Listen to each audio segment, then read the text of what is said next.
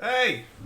Welcome back to the Metropole Grid. My name is Andre, I'm Patrick. and thanks for tuning in. It's August 2nd. Yeah, thanks for tuning in. Thanks for tuning in. How's everyone doing tonight? It's a warm-ass room in here. We got two people This in is here. already really hot. We turned off the AC, and Yep. I don't know why this generally should be wider than this. I Yeah. don't know why we're so not wide. So I'm going to fix that. If you want to vamp maybe for a bit. Sure. So how's everyone's summer been so far? Mine's been okay. Mine's been fine. Montreal regionals were last weekend. Had a good time at that. I went 4-4. Exactly what I expected and hoped for. Fix the widescreen yet? No. Mm-mm. All right, I'm going to keep going. Yeah, keep going. Remember, this is the beginning, so this is the part that people watch, and then they decide. Okay, whether they wanna right. This keep is like watching. I have to have a strong opening thesis statement. Yeah. Jessica Chris says happy Thursday. Hi. You know what? Yeah, I just think went- it's like this, so we're gonna have to Yeah. get like. All right. Good. That's what I want from a really hot room. Just be very, very close together. This is fair. Man, -4 Celsius sounds real good. How's it going, everyone? Maydon, Chris, how you doing? Doggy, what up? -4 Celsius this morning. That sounds pretty ideal. Yeah. It's funny that they put they put all the weather backwards on the bottom. Yeah, it's all the wallabies. First time we got the stream from the get-go. How's it going, Chris? Dewey, had a great time in Montreal Regional last weekend. I didn't realize you were there. How? Who are you? How'd your regional go? Yeah. Also, Hot Dog Man, how's it going? Oh, Benjamin Peachik, guys, haircuts look good, Andre. Thank Mhm. you. I don't think I actually got a haircut for a while. I think I just fell asleep on the couch, but I'll take it. How's it going, Benjamin? How are all them data packs? Max Heel Hey. also. What's Hey, up? everybody. So, if you're tuning in, it's the first Thursday of the month. It got really hot in here really fast. It's the first Thursday Yeah. of the month, which means we're joined by Pat. Hey, everybody. It's me, Patrick, your slowly melting co-host. Yeah, so what we're going to do, generally what we want to do with these Oh, streams. Matthew, right. Yeah, he was playing Saraswati Mnemonics. Oh, cool. Can't I was remember the excited. runner right now, but I had a good time. A few good games. Normally how we start the stream is we always play the deck list of the week, which is actually a Liza deck. It's a Tag Me Liza deck, and it's interesting because this is like the other archetype of what we played. Because we played a lot of Liza last week, and we were talking about versions that run Equivocation and Apocalypse as opposed to what we were doing, which was Clan Vengeance. And there's cards in this deck. Eventually they load, I've been told. Mm-hmm. We're not going to do that right now because Pat can only stay for a couple hours. Yeah. Majority of the stream. So we're going to start with some of Pat's decks specifically. Hooray! Because Pat, you played at the regional. Yeah, I we did. just talked about it, and you played Leela and Sports. Leela and Sports Medal, yeah, Cool. exactly. It's always difficult because I sound a bit like a dick. Right. But I don't think the Leela deck was perfect. I think we can still do work on it, right? Yeah, I mean, the Leela deck, I wasn't terribly happy with. It went 2-2, Cool. which was fine, but it could have been much better. for Cool. sure. So we actually have Pat's Leela deck, and we're going to jump online into it, and we're going to play some games. Right now, this is the exact version you ran at the regionals, and I think you've Yeah, already pretty done much. changes to it. Yeah, I've already made some adjustments to it. We'll talk about the adjustments once we're able to load a deck. This is the deck. Yeah. What you got here? What have I got there? So, it's kind of a run-based Leela, which doesn't make a lot of sense. I realized midway through the tournament. Why is that? Because she's making the corp res things, and she doesn't want the corp to res things. She wants things unresed so they can be bounced back to the corp's hand. Okay. So the issue is if you put on too much pressure, they res the ice, and then you have Exactly. a block ability. Yeah. Cool. Another problem I see right off the top, like I've seen you play this deck a couple times at the pub. Like we were there on Monday, right? Yeah. I had a bit to drink. I got a pretty. I talked some shit. This is an issue up here, right? 47 cards. Yeah. Now a lot of people want to keep that number as low as possible. Your minimum on most identities is 45, and that just increases the consistency. Yeah. Because when it comes to the fact that sometimes you just need an icebreaker, or if you need a diversion of funds by turn 2, turn 3, the fact that instead of that one click draw, because there's a lot of never-end games that come down to a single click, right? Right. Like if I top deck this, I win. You want Or to I don't feel lose. you want to feel like when you click to draw, you have a good idea of what you're going to draw, right? Yeah, exactly. So this is a bit all over the place. I think we're gonna just jump in. I know 47 cards. I know. Yeah, I right. know. You're gonna get shit for that for sure. Yeah, I really am. Also with 47 cards, we don't have that many breakers. We have one single barrier breaker. Our code gate, our decoder is actually really expensive. Now we Yeah. do have Amakuo, which is a flexible slot, but we also only have one special order. That's right. So I'm seeing there's actually probably a fair bit of games that we don't find the breaker in time, and we actually could lose just because of that. Yeah, in most games I would end up running on two out of the 3 ideal breakers and just like bouncing cards strategically. Cool. But hey, let's get this in here. I gotta log in real quick. Apathy, how's it going? Hey, Patrick. Yeah. Clyde, how are you doing? 47 cards. You know what keeps cards on res? DDoS. Yeah, that's a good point. How's it going, Jim? Vicky, the logo in the background, just like Benjamin says, is from Arkham Horror. It actually predates Arkham Horror. It is from the King in Yellow. It's a sign that supposedly that you draw and it leads to madness. It's from an old Arkham campaign. You played the second one. Boy, I can't stop you drawing that sign. Yeah, I know. It's crazy. It's kind of a compulsion, which is good. Everything is fine. Yeah. What did you call this deck? I called it blueberries. No, I called it raspberry sorbet. The problem is that I eat something and then I want to name decks after that. Yeah. So that's 47. So you're going to be calling the shots here. You're going to be piloting. Yeah, great. I'm going to fix a bit of the color on the webcam. Actually, not even that bad. I think we might be okay. And give me 1 second. What is moving here? I'm moving something. I don't know what. What are you doing? Just locking those things. I can't move them. Okay. So with this automation, one button, it types everything in. It's the best. Oh, cool. Yeah, I'm a big fan. Adorable name, yeah. So also, if you don't know, every first Thursday of the month when Pat's here, you also get to name the stream on YouTube. Okay, now wait a second. I feel like you're setting me up for failure. Everything's fine.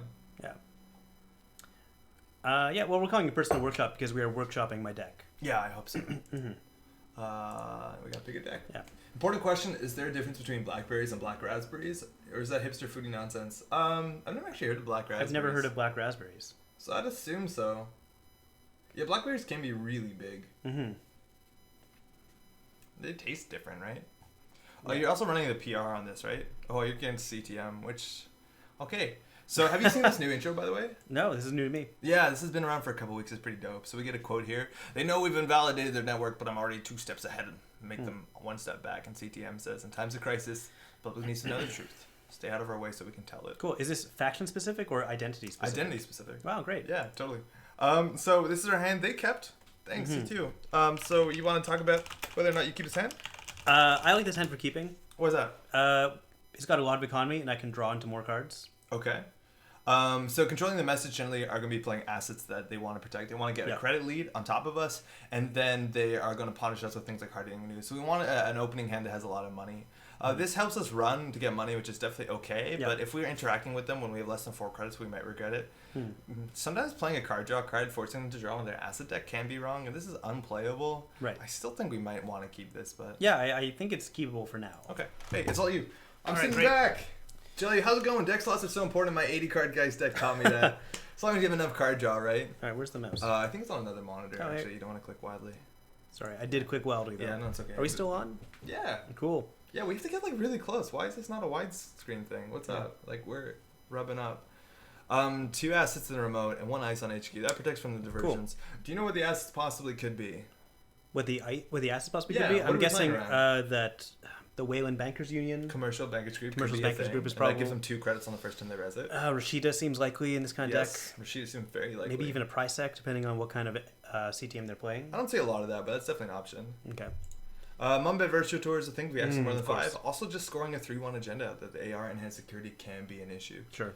But I don't think we have enough credits to interact with them. How would you play this? I'm going to draw daily casts. I'd one of these and run R&D. So if you play daily cast or run R&D, you're going to be accessing with 2 credits. If they have hard-hitting news in their hand, you lose the game. Sure. Makes sense. That's kind of the issue with this deck that I've seen, is that you don't have a lot of economy. Yeah. That we have to play passive and play for the late game and kind of hinge off of our Leela. Yeah. If we had a security testing, we'd be a lot better off in the next sure. turn. But you don't access with 2 credits, you lose the game, I think. All right, so I'll draw up, play my economy, and not run, so I don't trigger a... Yeah, I think that sounds right. We also don't have a career fair, which would be a cool thing to draw into, but it's just not in the deck. That's a card they have to respect. That's actually a really strong card, but I think we just need credits more than anything right now. So I'll play daily casts. Hey, Giles, excuse me, how's it going? Hey, Andre Pat. First time watching live, been watching VODs for a few weeks and finally figured out the live time in Australia. Hey, thanks for tuning in. How's it going in Australia? Thanks for jumping in the chat. Might be trying to sneak an Ares out. That's the AR NBN, right? Yeah. Okay, so they do have the Commercial Bankers Group and Maryland. Interesting. And Maryland's a 1 influence card. Not a lot of influence going on in controlling the message. They only have 12, and we already see 3 bankers. So that's 4 influence we see in turn 1. That's a third of their influence. Yep. So it's less likely they're on something like Boom, even though that's not that popular.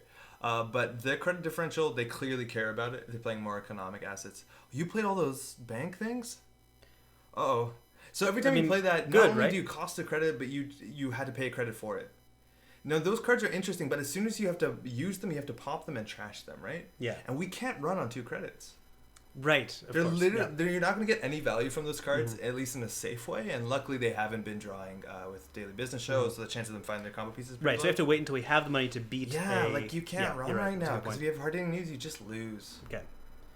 So let's see what we can do. Start my turn. So they are at 5 cards. I still have the Fisk in my hand, so we can start with that. You could. The chance of them drawing into exchange of information and other stuff is really high, but you are going to put agendas on it in their hand for sure, which has some value. It's also worth noting that we're not playing Gang Sign. True. We are playing 2 copies of Employee Strike, so we don't get that much value from flooding, but like literally we have nothing else to do. We need to draw into money. And we have no dirty laundry either. So Maxwell James might help. Yeah, but we can't run, so it doesn't do anything. Mm-hmm. Like that's the thing is we can't interact with them unless we have more than 8 credits. Because Yep. if we need to spend our whole turn clearing tags, we need 8 credits. So Sure. I don't even think there's much you can possibly do here. Should I just get quick for cards this time? Yeah, probably. Yeah. Hopefully they score an agenda and you bounce and then go into diversion. But that's also another issue with Fisk here is that you gave them the ice to double ice HQ and R&D. So there's no longer this hard thing of whether do you rush. Because now they can ice HQ, arch R&D, ice remote, and then next turn score out. Would it not have been a better idea instead of clicking for credits to run 3 times in R&D? No, because then you have 2 credits. Sure, but then next turn I can trash one of these and get the same benefit of having clicked 3 times. Oh, that's actually true. If you want to trash those, it depends Well, on right, your of course deck, I and it don't feels like for want your to, deck, no. you might need to roll with those for as long as possible. Okay, so they've put an upgrade over R&D. Yeah, what could that possibly be? Maybe Prisec? Could be. I'm not sure what kind of... Oh, a Moonbad Virtual Tour is... I think it's one of those 2 for sure. Okay. So you're gonna start with 7. So we're at the point we can start running. Okay. The issue is as soon as you make them res ice or allow them to res ice, it's res permanently. So like you're never gonna be bounced and be able to do a value diversion. Now again, we don't have a lot of breakers in our deck. We don't have a lot of special order. We don't have a lot of card draw either. So like it looks like we're gonna have to do most of our work with our family, which seems like it might be an issue. All right, so I want to play Find the Truth. What's that? So I can target R&D Are better. you ever gonna run R&D into a Mumbit virtual tour? You think I should never run R&D into one? Like, I mean, if you obviously hit wait that, till you're gonna have 5 True. credits and a tag loss, which seems like a huge issue. But if we can bounce the ice Like over if here, then we anything can- right now, you need to contest that bankers group because it's giving them 3 credits a turn, and that's insane. True. All right, so what's the best way to do that then? Run it, clever credits. Like the deck doesn't have any run economy, and the only econ cards we could possibly draw are Sec Testing, which is a 2 of. We have 3 sure gambles, which is pretty good, and then 2 more daily casts. We have no dirty laundry. We have no like hot pursuit. We have nothing really spicy, right? All right, so run this, take a tag, and remove the tag. The cool thing also is if you're running and trashing things, you want to run and trash multiple things because then Because the their trace ability only triggers fires one. So like you could consider running trashing that, then go and getting them on bed virtual tour. That'd be kind of rough, but Is trashing the Maryland campaign really worth it? I don't think 3 so. for 4 and a click, which is not particularly good. But you can't let that bankers group fly forever. Okay, so I'm just gonna run the bankers group now. Yeah, that's a start. Server 1. You also have to watch out for things like Amani Sinai, which is gonna be a huge issue if you like just like fucking throw a fem down. To wait for them to boost the trace. I'm guessing they won't. No, they will not. Yeah, so I'll just take the tag here. Yeah. Your clicks are worth 2 credits, so. Move tag. I wonder if you want SIU. They could be playing CU. I don't know if you do. If they do play CU, we're in a really bad spot. But like C-Source is just as potent. Like this deck is really good at ensuring we have to run against. Oh, them. you know what? I should have run an R&D then because I had less than 5 credits. Yeah, probably. All right. Learning while doing. Yeah, because that's like clicking for 2 credits anyways. Like even running the Maryland might be better. Once they get a hard-hitting news out though, like we're gonna start our next turn with 7 credits, so we can clear the hard-hitting news, and they're gonna spend a lot of money on it. So even don't think getting hard-hitting news tier is that bad. Right. If you find the truth and it's agenda and R&D, you can bounce the M bed virtual tool to steal agenda 2. That's cool, but Maui. But if they don't fuck up, they pre-res it. Yeah, they can res it for 0, right? So yeah, why they just not? pre-res it. Especially- I've seen some people fuck that up though. You're right. Advanced, and there's a hard-hitting news, so at least we got one other deck. Okay. So Trace 6, so basically they get a free agenda and a bounce, and this is likely a Rashida on the table, and we don't actually have to clear the tags that much. Like we could play Tag Me and then just keep this as our econ, because if they close their accounts, we just pop one of those. Sure. So this might be a good turn to like, unless we die to Boom, which is like super unlikely. Psycho Graphics is unlikely that they win. Like you could just go ham here. Yeah, maybe. And like, what's a single advanced card? There's no really good single advanced card option here, May- unless it's a Beal and they want to be able to reinstall. Right, I'm thinking that they're slow advancing at 3-1 or 3-2. Yeah. So maybe I'll check out server 4 then? Yeah. Okay. And depending on what that is... Yeah, let's take some tags. Yeah.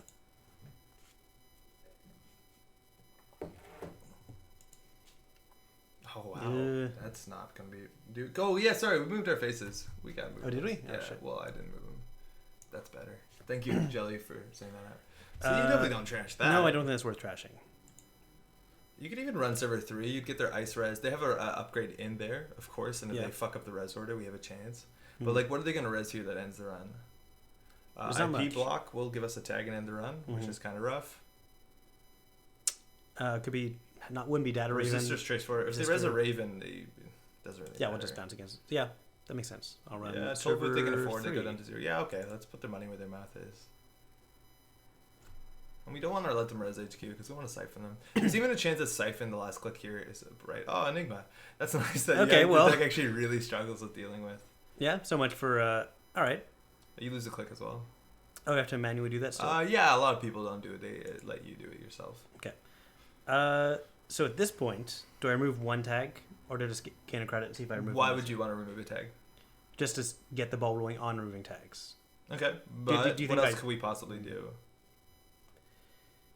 Definitely don't want to install a resource. Run archives once to get more of these. It's definitely an option. If we hit a global food, there's a slight chance to get punished, but it's pretty low. As soon as you like start clearing one of the tags, it makes them understand that you're not playing Tag Me, which changes how they play, and it gives them a bit more information. And what we're gonna do next turn matters. Like I don't think we clear the tags next turn anyways, because there's no benefit to it. Like the only thing that we're getting punished by here is quantum predictive model, because exchange of information, food doesn't matter because we don't have a food, let alone they don't have an agenda. So like I don't think we clear the tags until it matters. Okay, so that makes sense. Yeah, I would actually run and get 2 more credits. Okay. Yeah, archives is fine. So what was in there? What did they throw out? They only have the Harding News. No, but there's a card in there. Click on it. They threw out a hedge fund. They threw out a hedge fund. Which means that they're probably flooded. Yeah. Okay, that makes sense. Or they don't think the money matters. So it's a 15 minutes, so you can bounce something here. Cool. I will bounce that. Do you think that matters? I mean, they might have reinstalled it, but you give them a choice to reposition their ice. Fair enough. So would you have bounced one of the upgrades? No, probably not. Because then they could put anything anywhere. But like it's interesting. And they iced up. So there's a chance they put their like they could have swapped their ice. That's true. But like you don't have a better option. So now they realize that you are Tag Me, and it looks like so far we've seen 5 influence. So the problem is getting a breaker out, which seems really difficult. Tenacious, how's it going? Welcome to the stream. All right, so maybe at this point I start drawing, see what I can get.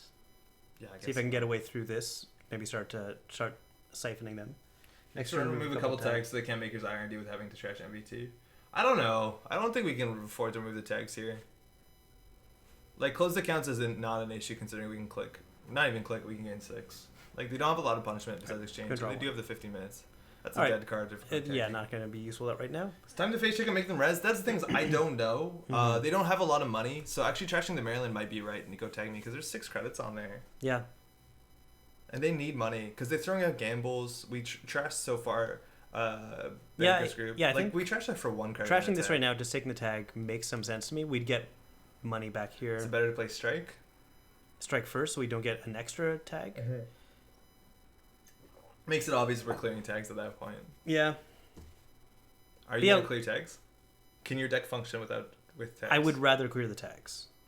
I don't know how we're possibly gonna get the economy. Yeah, you're right. I think actually we might just be able to clear the tags this turn. Oh, clear the tags this turn? Maybe you play strike and run and clear tags. Yeah, I'm going to play strike, run, start clearing tags. Or at least gain credits, be ready to clear tags. Okay. If you keep their money down, they don't have a lot of options. Yeah.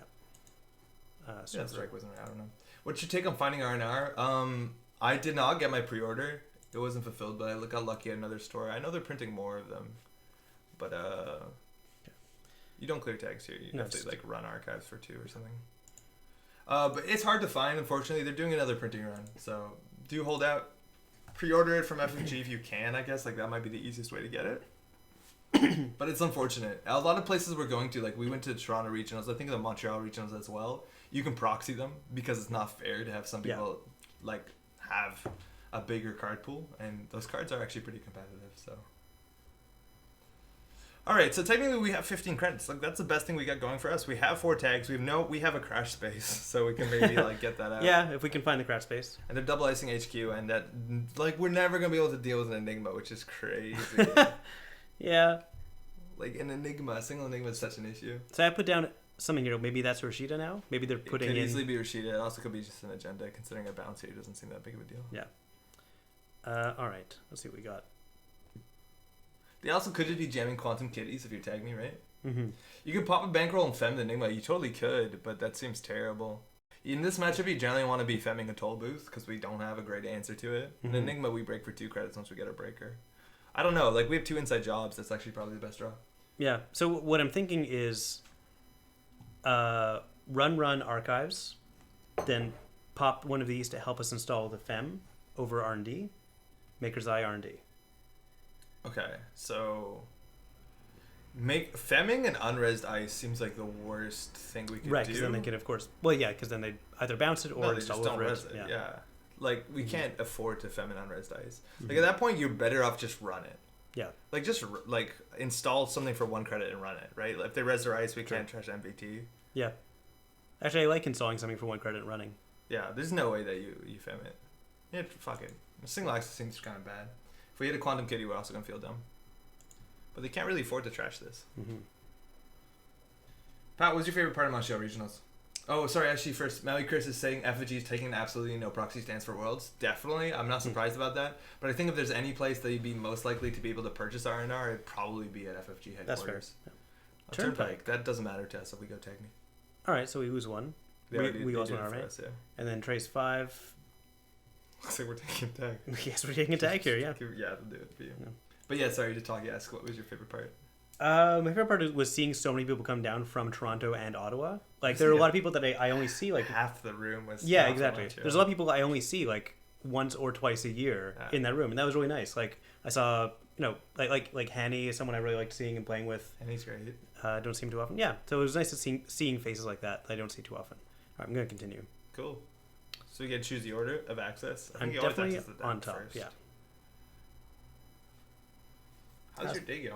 My day's going really good. Yeah, it's really humid out. That's kind of affecting my mood. Card from deck. It happened, and they don't even get a bounce there because they don't score. No, they of course added the not. Score here. That's so brutal. That is the virtual tour. It is the virtual we tour. Can't afford to trash. You must trash it. Fable, we are not able to. Oh, Corey, how's it going? how do I I'm not? Here, no need to keep worrying about me. Yeah. How do I avoid trashing Corey? it? Just kind of stuck on this. Just hit that button. Oh wow, that's broken. Don't mind me. Mm-hmm. Fixed. Cool. Wow, is correct. My day's going good. We did big stream at work today. We did a For Honor stream season 7 premiere. It was a lot of work. It was fun. All right, so that was something. You could Maker's Eye here. Apathy is right. That's true. Maker's Eye seems okay now. There's a kitty in the remote. Yeah, you definitely Maker's Eye when you can. Like, it's 3 new cards. I don't see why not. We lose our last credit, but again, like, we have 12 credits on the board and close to counts. Get 2 more QPMs. Oh, it'd be so good. That's the problem, though, is as soon as we hit a food, we're fucked. Oh, also, now you are playing legitimately tag me. Absolutely, That blood strike seems bad. Card from deck. Toll booth. So that's the card we fem? All right, so now we know there's a toll booth coming up. Yep. That's a DBS. Obviously can't afford to trash that. But we do... Oh, no, we don't have a thing active. No, we do have current active, but we aren't... We just don't have any money. And a preemptive. That's really bad for us. Let someone get their hedge fund back in there. Yep.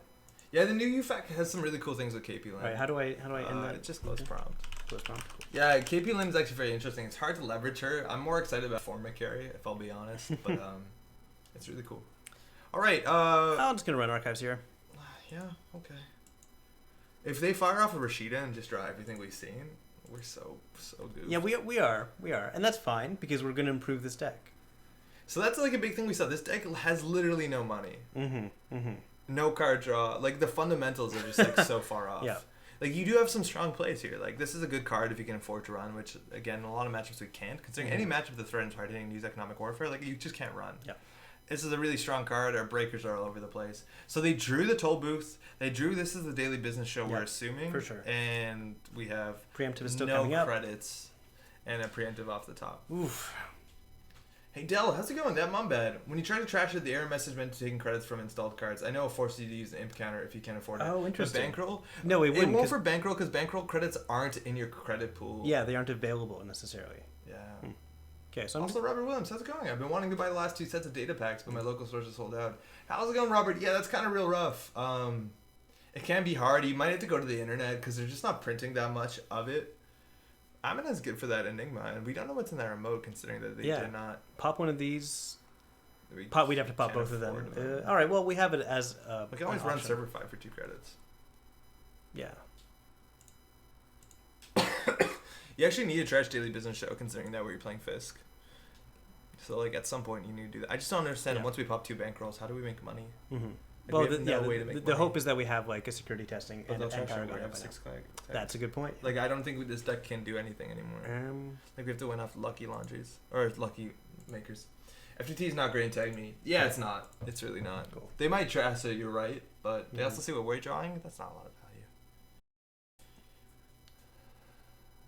Oh, why'd you jack out? Oh, did I jack out? Yeah. I don't think so.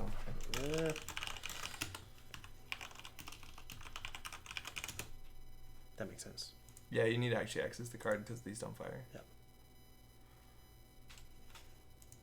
Boop. Cool. Thank you. Good. I just had to get the last data pack from FFG's website. Yeah, hopefully if you're in America, that's like affordable shipping. It's kind of wild. Otherwise else, it's not easy in Canada. And I can't imagine places like Australia. Shipping from Minnesota seems like pretty dumb. Oh, it's getting warm in here. All right. I'm going to crack a cold beer. Yeah. All right, card and remote. We knew they drew a preemptive or a different card. Okay. So if this is a turn to get in there with the Amina, it seems like it might be. Yeah. So we can also Fisk. Is that? Yeah, it fires that. You don't have. Does it? Yeah, it does, doesn't it? Ugh, that's too bad. So they draw 4 cards, get to put 1 on the bottom. So there's no way that you can flood them anymore. All right, so I'm thinking run archives once to get maximum off the bankroll. Yeah. Pop 1 of them, install Amina, go after that server. See what we find. What about if there's a red herrings in the remote server? We fucked.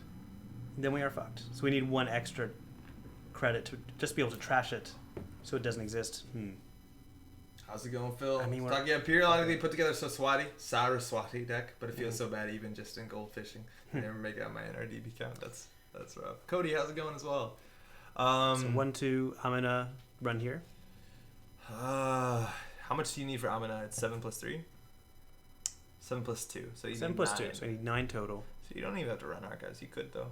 Also, making him lose credits is totally reasonable. Yeah. So maybe the 4th stream in a row when you had a cold one. This is how you draw your sorrows. It's too hot, and I realized like I'm much more loose with this. It's good. Okay, I'm gonna run archives once just so we get a little bit more value off these guys. You also could consider drawing ones because you have a 2 in 35 chance, like a 1 in 17, basically. Of getting a short gamble. Not even a short gamble. Don't you run credit kiting? Credit kiting is also good. Yeah. I do like just jamming the Amina going though, because Enigma doesn't like you break 2 steps for 1. Utagi, this is still for my brother. It's a cruiser all day pale ale pilsner from Amsterdam Brewery in, I'm assuming, Toronto. Okay. Let it rip. All right, run server number 3. That's it. So you want to pay 2 for your Amina? Click on your Amina, and make the core boss lose 1. So they lose 1, which is good because they have no money, and that's the best thing. Like fisking them when they have no money has some value. Yeah. But like they're gonna draw into their assets. You can just go. Cool. This is a bug, right? It says they're typing, but they're not. I see. Okay. Successful run. Hit that QPM. Food. Okay. All right. That's how we lose. And then you have to hit all the other ones. But I get to bounce something first. Oh yeah, excuse me. I'll do one of the ones over HQ because at least that will cost them if they want to reinstall something there. Totally. Or do I bounce one of these so I don't have to touch it? You don't touch everything. Just touch everything. It's fine. Okay. What's the price tag? What, they're going to pay 2 for that? So now you click the other ones. So it's a product placement. That's rough. No, there's no way you can afford to trash that. You're not going to run the server enough. So basically... lastly... That's fine. So it recouped... I'll have to do something with that. Yeah, undo click. It recouped... Not undo click. Oh, that's not right. Sorry. It recouped the credits that they lost. So yeah, I'm going to... All right. That's fine. You want to really be able to trash that DBS soon. You might want to get some money. Yeah. I think I'll go for credits here instead of running archives. Or no, I'll draw 1. Oh, it's my last click. Yeah, your last click. I'll draw here. Okay. That's a Okay. good card. Yeah, that'll be okay. I'm drinking a Half Acre Tuna, which is an IPA from a local Chicago brewery. Check out my Lagunitas. Trying to support local stores is getting harder and harder. Yeah, it is. It really is. You can contact your local stores, Robert, and say like, "Hey, I'm looking for a certain pack. Can you order it in for me?" I do agree, but your local stores is the best way to support this hobby. So it's really good that you care about that. Haven't managed to couch to stream live until now. I'd love to show off the corp deck I put together. The win rate ain't so bad so far. Cool, Dale. What kind of deck is it? Got into L5R. That's giving me an itch for Netrunner. If you can get R&R in Australia for 200 fingers across for the reprint. Oh, Jesus. But that's like 200 Australian dollars, which is like what? Like 40 American? Yeah, I think so. Which Like is 30 like $350 Canadian. Yeah. And I think just €3, right? It's like 3, yeah. All right, new card on the remote server. We don't know what it is, Yep. but we're They going to also keep hitting that product exchanged us, placement. of course. Oh, they exchanged us. They They're on Game Point. Yeah, they exchanged us and then bounced the... And they shuffled it. Great. Yes, that's R&D cool. is open, by the way. Every turn we can get free access. So maybe we do That's that. true, yeah. Or you could do something else and install that, yeah. Install this, run archives, then see if we want to run here. That's I would just run HQ at this point. They have no money. Like, the best thing you can do is make them spend money. Like, your Leela bounces are not going to be that good. But you should install that thing first, though. Find the truth? Yeah. Then we know if you have to roll. Yeah, do it. Okay, Do it. run HQ. Do it. They have 3 credits, though, so they hit an Arcane Tool. We're kind of goofed up. It's a resistor. It's trace 4. You're going to have to let that trace fire. So click on it. And trace 4 fire. You could, in theory, take the 12 credits off the bankers before, but you only have to pay 3 into this, so we're 1 credit short. Oh, too bad. That's okay. Alright, so that's end of the run. So you can always like spend 2 to make them lose 1 credit, but then they hit the product placement if you don't check out. Yeah. I think you That's just always interesting. hit R&D. Yeah, that's Or actually, no, you want to hit archives first. just to get something here? Yeah, because you see the top and tier to see R&D. to see if it's worth it. I don't know if you want to lose a credit to the turnpike. So successful run. Find the truth. Yeah. Great. IP block. That's going to be an Okay. issue too. We can't break that. Shit, yeah. I know it's my last quick, but I'm gonna draw. All right. Yeah. Woo. All right. That's something. a card that we're going to have to pop our bankroll to use, which is Yeah. a bit unfortunate. Yep. You didn't play against... What did you play against at this regionals? I played against Saraswati Mnemonics, Okay. Tenon, an Outfit, and a Scorpios. I'm assuming you lose to Outfit 100% of the time. Yes. Because they just I got did. Warfare, hard-hitting news, Yeah. and you're fucked. Saraswati, I think you could pull off because money doesn't matter that much. And you have 47 cards, which does help in the net depth Exactly. matchup. As obviously, yeah. Uh, When they res that ice that makes me trash like the top 11 cards in my deck, I'm like, Doesn't I don't matter. care. Doesn't I don't matter. care. I've got 2 extra. let's do it. Is it Fiscal Clock next turn? I think it is, but that's a Desperation Flisk. We also know there's likely an IP block in R&D, and we Yep. literally don't have an answer for days. Yep. Yeah, Patrick is super tech for the PU matchup, which is like it's a pretty good meta call. They trash Find the Truth, which is fine. With 3 credits, there's not much they can do. Yeah. And we know that if that card in the remote was a Beal, they probably would have scored it. Okay. So, here's what I'm thinking. Yeah. Run archives. If this is an agenda, we inside They job. trashed your Find the Truth. Damn it, you're right. Okay. I think What- you just new Fisk. plan. There's no way you don't Yeah. just Fisk. Fisk. Turtle breaks IP block eventually. Yeah, eventually. IP block is the one that gives a tag if there's an agenda, though, right? And an AI, Oh, right, an AI. which doesn't matter. Okay. The amount of tags we have, it's not that. So I think I'm going to pop the bankroll. How can you complain about 47 cards when the best runner decks all run 50? They run 0 though, and 0 is a hell of a card. All right, I'm going to pop bankroll Why is that? so I can do Sure Gamble and play the turtle. Okay, and then as soon as they play close accounts, we lose the game. That's the only thing you have to watch out for. I don't think it's wrong, but as soon as they play close accounts, Yeah, they lose the maybe I game. think it's going to happen. So I but think like we're we all- actually have to end up femming Resistor into Siphon at some point to stay in the game. Yeah. That sounds fun, though. Yeah, I think you can do it. All right. Picked a mine in Australia for 52 AUD. Oh wow. The buzzsaw might lose, but I'll take all your cards with it. Yeah. I mean, wait, how about this then? Why don't Yeah. we fem and then... If you fem and don't have a good swing turn, like you want to get that when they're going to so they only have 3, don't they? Yeah, It's not really it's worth like it. really not great. So I'm going to Sure Gamble, then I'm a I don't think you sure gamble. Yeah, okay, fine, you sure gamble. Because if you get close to counts, you can't play the gamble anyways. All right, so I'm going to go for sure.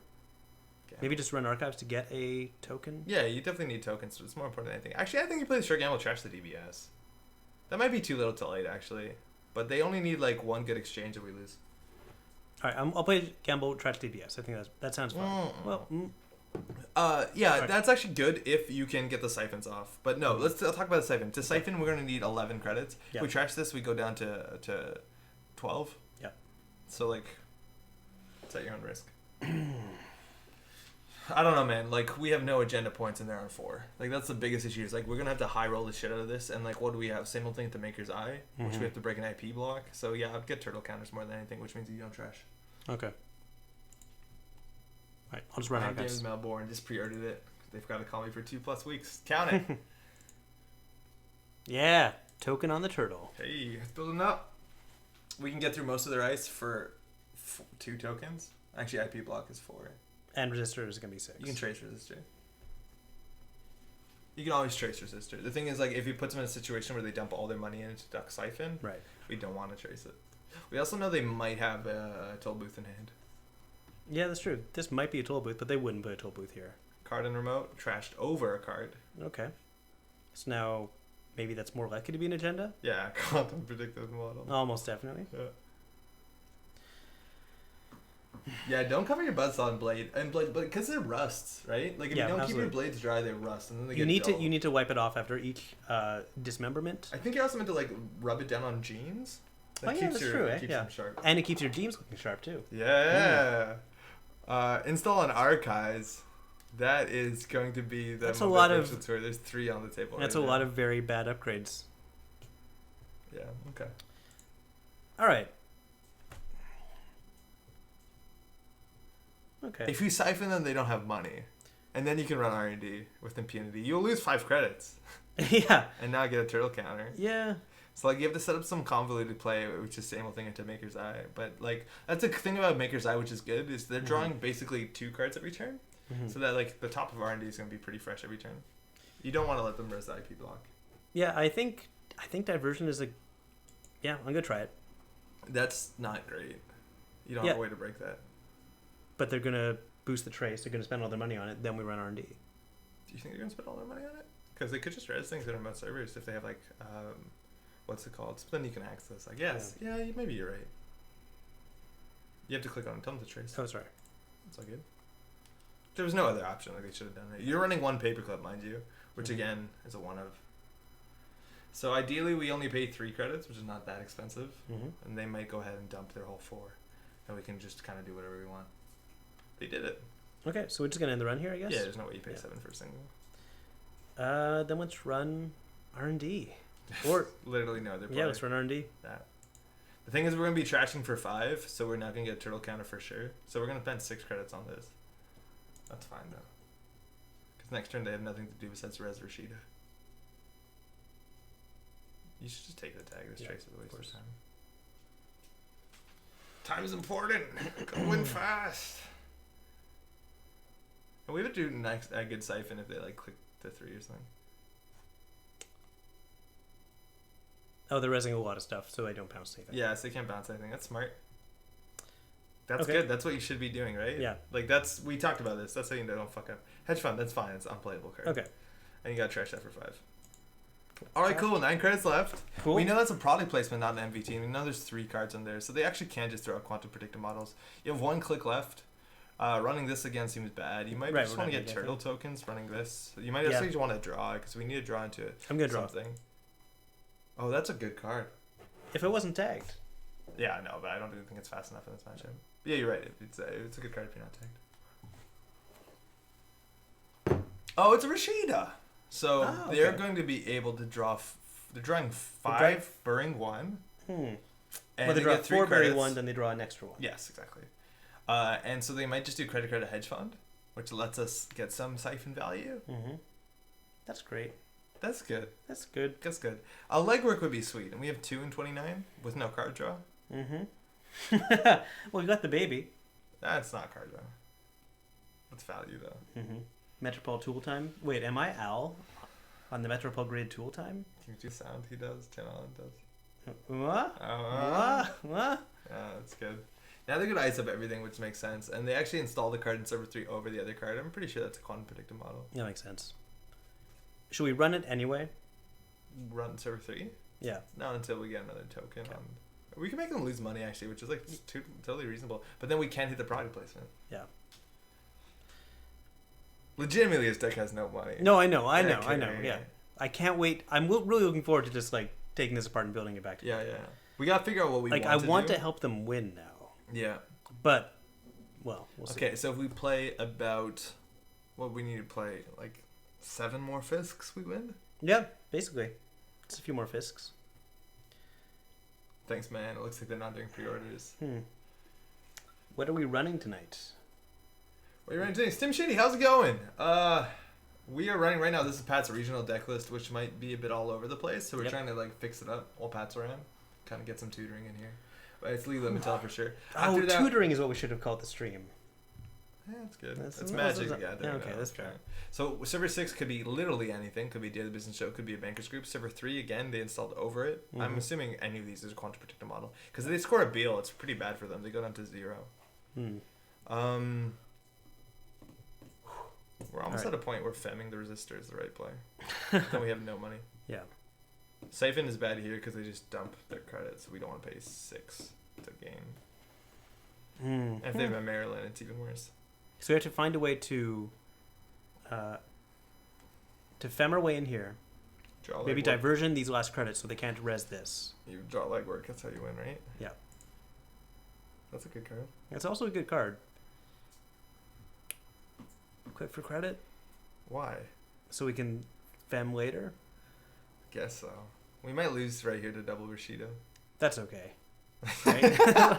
Right? That's okay. Yeah. Yeah, you can't say one thing for Fisk. You're right. That is too bad. Okay, the worst card in our hand is the baby. Yep. Baby goes heap. Yeah, you have to end your turn after your hand side was good. So it looks like it's not a Rashida. It actually just might be a Beal into Quantum Predictive, which is like a super safe play because they score 1 and then the other one's unstealable. All right, they did the thing that we talked about. So we can't double. We could double siphon them. Wait, how does this work? If we do this now, we spend 1. Well, we install fem. We play. Do we even need a fem? No, it's trace 4. But they're gonna boost the. Well, no, they wouldn't boost the trace all the way, would they? No, they can't. So we play that. We pay 3, take half their money. Then we do play it again. Yeah, I think we just play it. Like the resistors not working. I mean, yeah, we're just having fun, There's just no having a way good time. Fem it when it's trace 3. Yeah, I like this. Yeah, we did get thrown out of the bathwater. Mm-hmm. Yeah, right. Like we're just gonna pay 3. Oh, you goofed it. Wait, undo. Yeah. Oh, hold on. Okay. You hit chat. You hit search. Try it again. Hyphen? Yes, please. Hashtag yellow is correct. Okay. All right, do it again. I hope they understand that. Okay, so you gotta pay 3 credits into that on that spin wheel. All right, we're in. Yeah. I think they're assuming we don't have a double. All right, joke's on them. But now. Yeah, joke's totally on them. Yeah, we've joked them. Ha ha! Man, Siphon is a good card. That's pretty good. I'm glad it's back. Worse.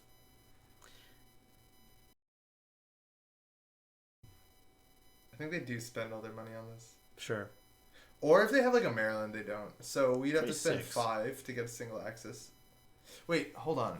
That's actually interesting. If we pay 5, we get 2 back. So we're basically paying 3, and they have no money. Them having no money seems important. Pay 5, we'd gain 2, so we'd really be paying 3. Yeah, I think that's important. Paying 3 and making them go down 0, sure. Give you an Axel the Enigma. I think that's actually totally a play at some point. Can you Maximal the Enigma? Yeah, that's a possibility. I don't think I'm gonna trash it. I like the Maxwell right now because it's giving us Link. I think they res something now. So we get just that access, that's fine. They have no credits. Yeah, they can have Sure, why not? We didn't get a turtle token, but that's fine. Probably missed it, but who's the guy you're playing with? Hi, I'm Patrick. I'm Andre's friend. We met through Netrunner, actually. Like 4-ish years ago. Yeah, Pat's been on the channel a whole bunch. Yeah. Back to the old stuff. We did a lot of commentary together. So they have no credits. We know nothing about their hand. Except we know it doesn't have a Rashida in it. It doesn't have a Rashida in it anymore. I think that's all 3 Rashida in archive. Also, very good to know is we're pretty sure this is an IP block, or 2 Rashidas. We don't know what this is. We're pretty sure this is an IP block, so we can't even run Enigma to let them on-res, de-res it. You could just run R&D to make them spend 2 credits. By the way, we are totally fucked. I know. Yeah. We could just inside job R&D. Oh, that's pretty bad. Yeah, I know. 'Cause they'll still res. I know. No, you Do we run server 6? No, definitely not. Okay. So we run R&D. Or we draw first? Let's draw first. Okay. Oh, that's good. That's actually good. Right now? Because they can't afford to charge it. That's a good point. Keep drawing. I don't know what else we do. That's good too. I think you install that again, credit. Yeah, that makes sense. Actually, maybe you run and get a turtle counter. Nah, should I run server 6? No. Okay. It's a quantum or something. They wouldn't. Or on server 5. No, just get credit. But too late. I'm going for a turtle token. I don't think it's that useful. Too bad. Here I am. Okay. Inside Job HQ is okay, but they have 2 DBSs up. Like, they're not going to have more than 1 agenda in there. And they're going to keep the quantums in there for sure. The last 2 quantums. My favorite Patrick moment was from one of your data pack reviews. He made some joke about the card called Ruptor. Yeah. Just waiting for Andre and Ben to say, you mean Disruptor. But nobody took the bait. Yeah, I remember that. Yeah. Oh, you mean Disruptor? That joke did fizzle very awkwardly. Oh, it's like oh, okay, great. Okay, cool. good. Yeah, that's fine. It's over. That's okay, what's important. All right, I'm really happy that the game's over. Yeah. Right. I loved that joke. I really did.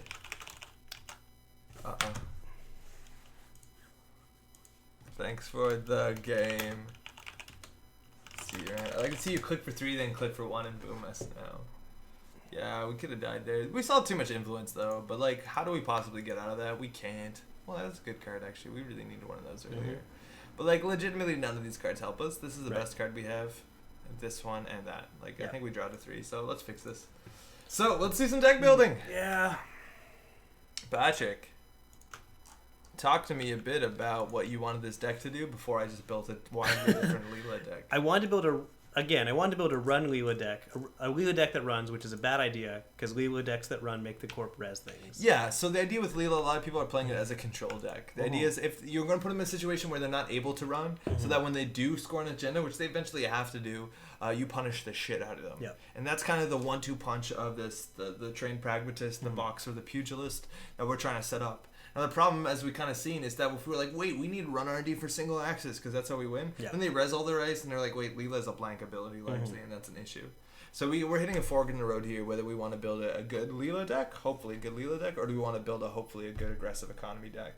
I think a run economy deck, and maybe not in Leela. Okay, if that's the case, we're probably going to play the Liza deck we played last week, right? Yeah. Do you want to play the Liza deck you played last week? Or no, let's build a Leela deck that is okay. Because I haven't seen a Leela deck built with a lot of the new cards yet.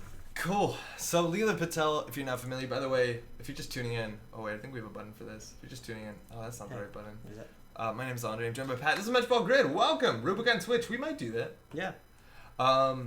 We're doing some deck building. Pull up a seat if you're new around here. If you're new in chat, come say hi. How's it going? We're gonna be explaining what we do. If you have any questions, mind you, don't ask. And we are literally that shiny, actually. It's that warm. Are we really shiny? Yeah, we are, aren't we?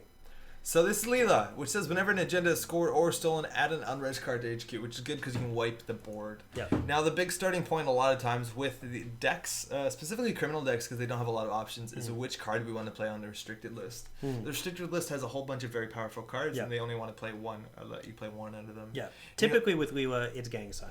Right? Sure. Let's start here though. This is what you played in your deck. Can you tell me a bit why? You also only ran 2 copies, which is kind of weird. Oh, influence got tight, and I was lazy about deck building. Okay. Why this card? How does this help you? I think it just, like, I was looking at the kind of cards I expected to be facing, like Mti. Mti, yeah. And I thought this would really help a lot with that. Yeah, Mti Makundo is really strong. This is a really good ability against Mti Makundo. I think specifically if you're worried about Mti Makundo, in faction you do have Inside Job. You do have even Slipstream. Oh, that's true. So with, not Slipstream, against Mti, you can Inside Job an empty server. Yeah. Interesting. Yeah, and if they put an ice there, you bypass it. So, Makes sense. I'm not that scared about Mati Makundo. It does, Employee Strike, give you some good options against some of the other decks. Cards like CI. But that being said, Gang Sign's also really good against Cerebral Imaging. It's better against Paulina, which money might matter, but I think that one might just let that one go. Tag Avoid Lies is so fun, Pat. It is a fun deck. We played that actually on this channel last time you were around. I think when we played Physical. Yeah, that's true. Now, the other card that people play is Gang Sign, and I actually really like this card. Mm. It can be super non-interactive, but it makes you play the game of that 1-2 punch is very prevalent. Yeah. It's like if they score, I'll probably get an agenda from HQ, and then I'll double bounce here, and then I can do a powerful run. Yeah. Do you want to try Gang Sign? Absolutely. Let's do Gang Sign. 3 of? 3 of seems right. So when a corpse scores an agenda, access 1 card from HQ. So that's really good, and this combos with some of the other cards to make you see more cards from HQ. I think the only one in the game that's really consistent, really reliable is HQ interface. Yeah, that makes sense. So this card, you could run 3 of them. It's also not a bad card. Like just running HQ, Right, seeing 2 cards gives you the good chance of bouncing. Yeah. Do something with Slipstream. Oh, please no. Gang Sign's tough with the attitude adjustment and drudge work running around. It totally is. And I think there's a chance that this card might not be restricted for that much longer, but we'll see how it's going. Also, Alan, how's it going? I like Leah with RNG key FTT. That's the same kind of problem we had with the last deck that we're running Find the Truth, is that if you're running that aggressively, they get ice on every server and they res it, and then Leela does very little. So we're going to try and get away from that. I think we're going to be playing more of a control game. Yeah, that's fair. So 2 of those, do you think? Yeah, I think 2 of them is probably a safe start. Maybe we'll do more. Also, so a big thing with Gang Sign is you have to make it difficult. You have to put them in hard situations to score. And the easiest one you can do that is right when they're posturing to score an agenda, you put 3 more cards in their hand, 4 after the mandatory draw. And now the chance of Gang Sign hitting an agenda is like exponentially higher. Absolutely. It's not exponentially, it's probably not the right word. But the idea of putting 3 of these is good. It's also a draw card. Sure. We want to put some basics in here. Sure Gamble is good. Yep. Daily Cast is a good card. It gives you money, and we're not going to be running a lot, so this is one of the better ones. And that's basically a deck, right? Like, if you see how this draws... Oh, look. Wow, it's all good cards. Wow, that's great, yeah. Okay. Oh, wow, that's good. We No, played that's that, pretty good. we draw, we play this, that, maybe we win. So now we just have to put other cards that just let us draw those cards, right? Yeah. So maybe we do an Earthrise Career Fair setup. Yeah, we need card draw. Yeah. And Career Fair is really good already with daily casts. Apologies that we're playing some of the more boring cards, but these are the more consistent cards that let you do things because it makes sure your fundamentals are good. So this lets you install a lot of things. So Earthrise Hotel is a pretty good card. You install this for 1 sometimes, and then it draws 6. And it draws slowly, which is good because it's hard to install everything at once. I ran a Leela deck that's running Fisk and Sin Attack. We could try Sin Attack. Sin Attack is an interesting card. That's one that they either draw 4 or discard 2. Yeah. Not a big fan of it, but yeah, because like it gives them the choice, and that can be kind of awkward. Okay, so wow, it's been a while. I actually played Leela King of Servers last year, and we did really well, but I forgot how you put it together. We need to figure out what console we're gonna be running, if any. I was thinking about that. So Paragon is more for run based. Yeah, Paragon's the new hot card. This is better for decks that have a lot of like unique cards of the same one that we're not trying to draw. Right, because you're just kind of filtering your draw. You're as soon as if we play special order, it shuffles the deck, which decreases the value of this card immensely. So we could go with the terminal directive one that forces them to draw and lets us draw. What's it called? Not Lustig. It's called. Chat. Do we know what that one's called? The console from Terminal Directive. We'll just look at hardware. I'd recognize it if I saw it. Yeah, right? I know when I see it. Oh, pornography. Polyhistor. Actually, it started with P, but that was the joke. So this card's good if you're running a lot. Specifically running HQ a lot. The Link is cute. This card's probably like just too expensive for what it does if you ask me. I want to do a more control deck. Polyhistor. Oh, I got a splinter in my foot. Do you think the link it gives is valuable though? No. Would it be? I think it often would be. There's a lot of tracing going on these days. It's not bad, but like if you want Link.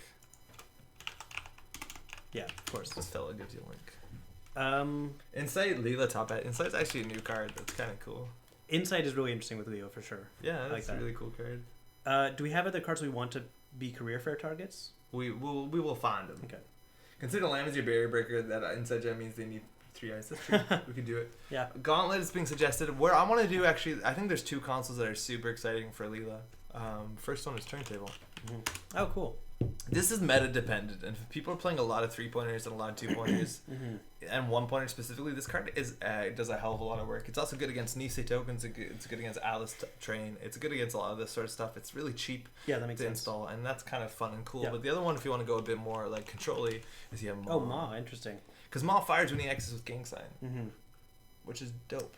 That's true. That is pretty disgusting. It's really powerful. Yeah. It is slow and it is expensive, and it's going to be 6 of our influence if we want to play 2, but it's a powerful card. It really, really, really, really, really is.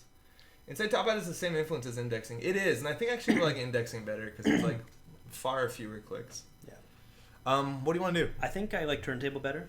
Okay, why is that? It's cheaper. We'll be able to get into it a bit faster. Okay. And when we do steal an agenda, we can possibly negate their plans. We can. I'll try that. Cool. Ma's more exciting. Ma is definitely much more exciting. Okay. I agree with you. But this also leaves us a lot more influence to play with. Which I don't know how we use. Okay. What else do we need? We need good money. We need to be able to run. Let's look at some resources because we have the career fair that we want to get more value out of. So let's just look at currently right now neutral. Aeneas Informant is a meta card, but it does fire with Gang Sign if you access a card and don't trash it. That also is really good with Amakua if we run Amakua, which we actually would want to probably consider because it does get a lot of Gang Sign value if you're not trashing cards. If you whiff on Insight, you don't give them opportunity to res an R&D, and you only have to run once. Yeah. What else do we got that's like worth playing? Bank Job is fine. It's a meta card. If you're playing against assets, it's really good. We haven't figured out enough economy for this deck, so we'll get to it. Other cards that we can consider playing. Corporate Defector is a cool card. Doesn't work with Fisk, but I don't think they're ever going to be clicking to draw because it's usually the wrong thing to do against Leela with Gang Sign. So I don't think this card is good as much as it looks. DJ Fenris works with data folding. Folding is an option. We don't know what we're going to be playing in terms of the things, but this is a slow, nice drip econ card. So if we have enough MU unused, we can try that. Yeah. Fenris gives us what options? So there's Haley, there is... No. Oh yeah, Haley, sorry, you're right. Chaos Theory, Smoke, Max, Reina Roja, and the last one is probably the best one, Quetzal. Quetzal would be a pretty fun pick. Quetzal's cool.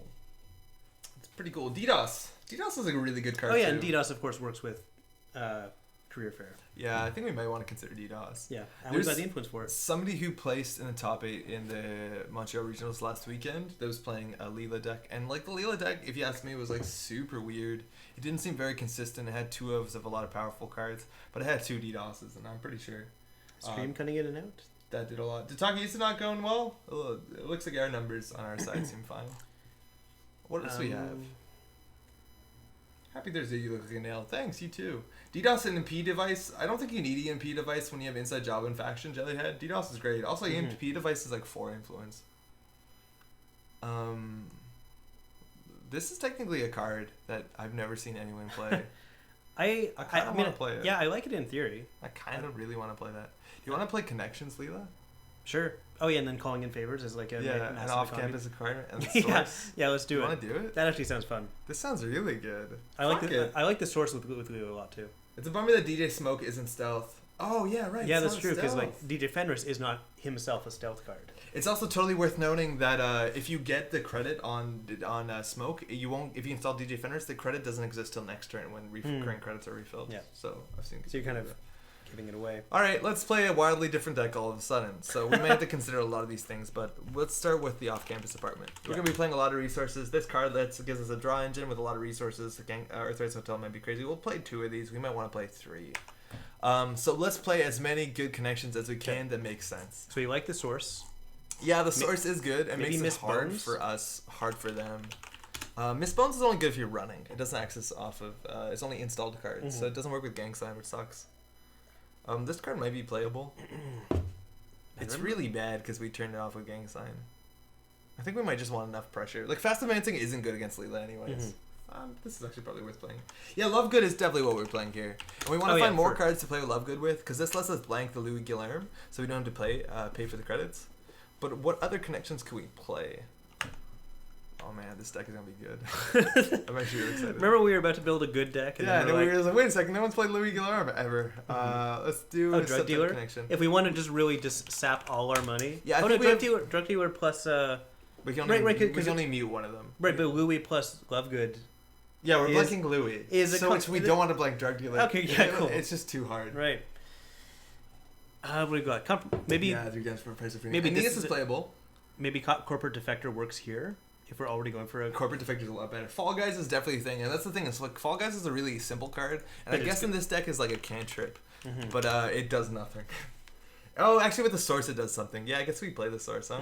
I think we're not playing turntable yet because we might not have the influence. Yeah. Calling in favors. For sure. Okay, so if they have 4 hand size, is Sin Attack good? No. No, it still isn't. I still don't like this not. card. It's a double. And they choose what they discard? If they're preemptive, this is like so rubbish. Yeah, I don't know.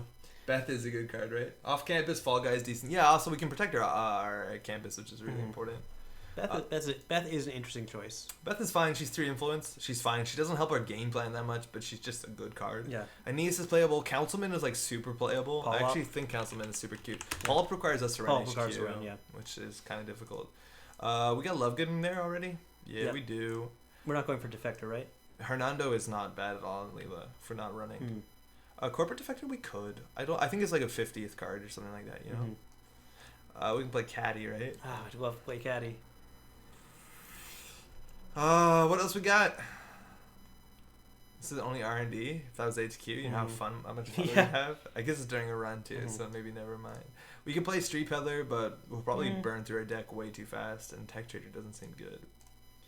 Trimath is actually reasonable. It's an econ card we could probably play, and we can protect it.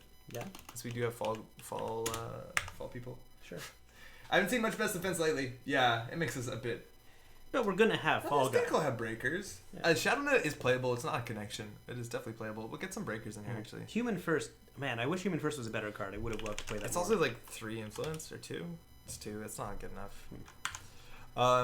Okay. What does this draw like? What trash is this? By the way, are we playing with no breakers? No, we need breakers. Okay. So what do we want for breakers? Amaku is good. Yeah, they'll work with Gang Sign. Powers up with Gang Sign, which is really good. I think you actually can get a fair bit of value of breakers, the panic breakers, these like the terminal directive, what are they called? Conspiracy, like the grifter breakers, the grifter, yeah. Because like you can install this and bypass, which isn't like not bad at all. No, I like these cards a lot. Is Amina better though than Epic Nail? Amina seems really expensive. I think Amina is, but this works in the pinch. Yeah, Dean Lister definitely for sure. Oh, Dean Lister's a good idea. Film Critic is an option, but we're playing Gang Sign, so we can't. Councilman Interdiction might not matter that much considering we're not going to be running remotes that often. I don't even know if we have enough connections in this deck. We might need to run a bunch of cheaper ones.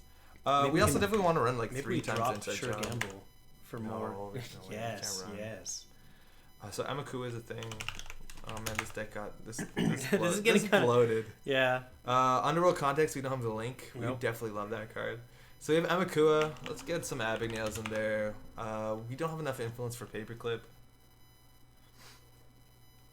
We do have enough for Corroder. That rotated. Yeah, I know. Oh, okay. Sorry. That's okay. Let's do double fam. Okay, 50 cards. We got this. Do we have Maxwell? Maxwell James, like no. Good Archivist is also like 300 influence. Archivist is like he's 4. Yeah, no, forget it. I haven't heard any cool names for breaker sets besides Grifter and Conspiracy Breakers. What else is there? The Breaking and Entering suite. Yeah, the B&E suite. Stealth suite. There's not a lot of like really big breaker suites. Like that's a relatively new thing in the game.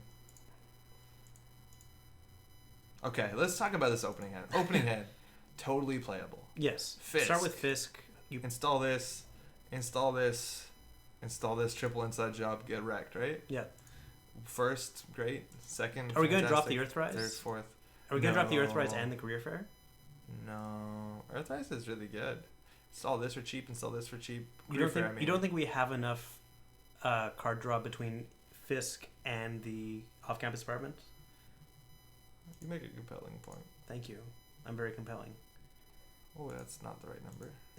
Do you remember how bad 1 Fractor and 47 cards was?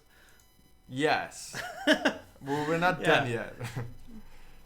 You're right. This doesn't seem that good anymore. Okay, fuck it. Yeah, exactly. We'll play more connections.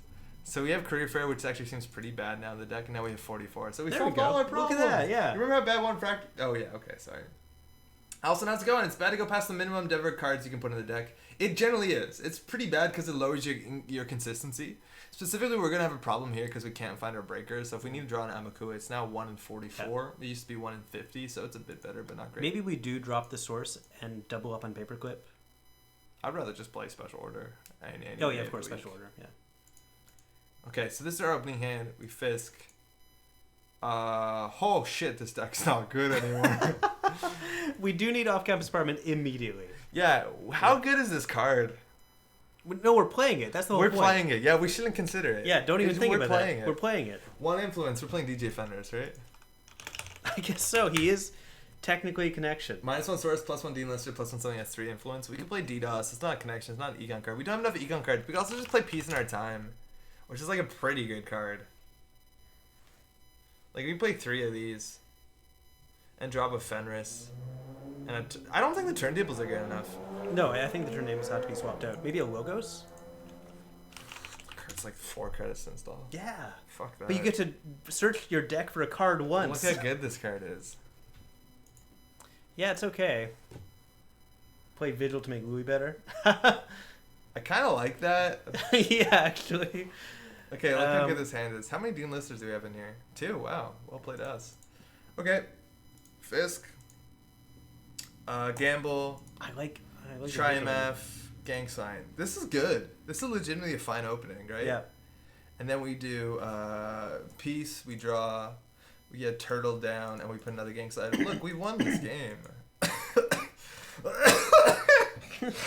Are you ready? Yeah. I won like 70% of my games winnings with Sneak Door. Yeah, Sneak Door is actually definitely worth playing. Do we have something for the one more influence? No. Oh yeah, we want more influence. Patchwork.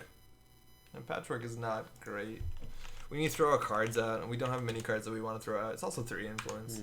You need good card draw for that, which we like barely have. Okay. DJ Fenris is definitely the second Fractor here. Yeah, it's an option. We have 1 influence left. What's a good 1 influence card? Oh man, we're not running indexing. That feels like a mistake. We need some Thimble Rig.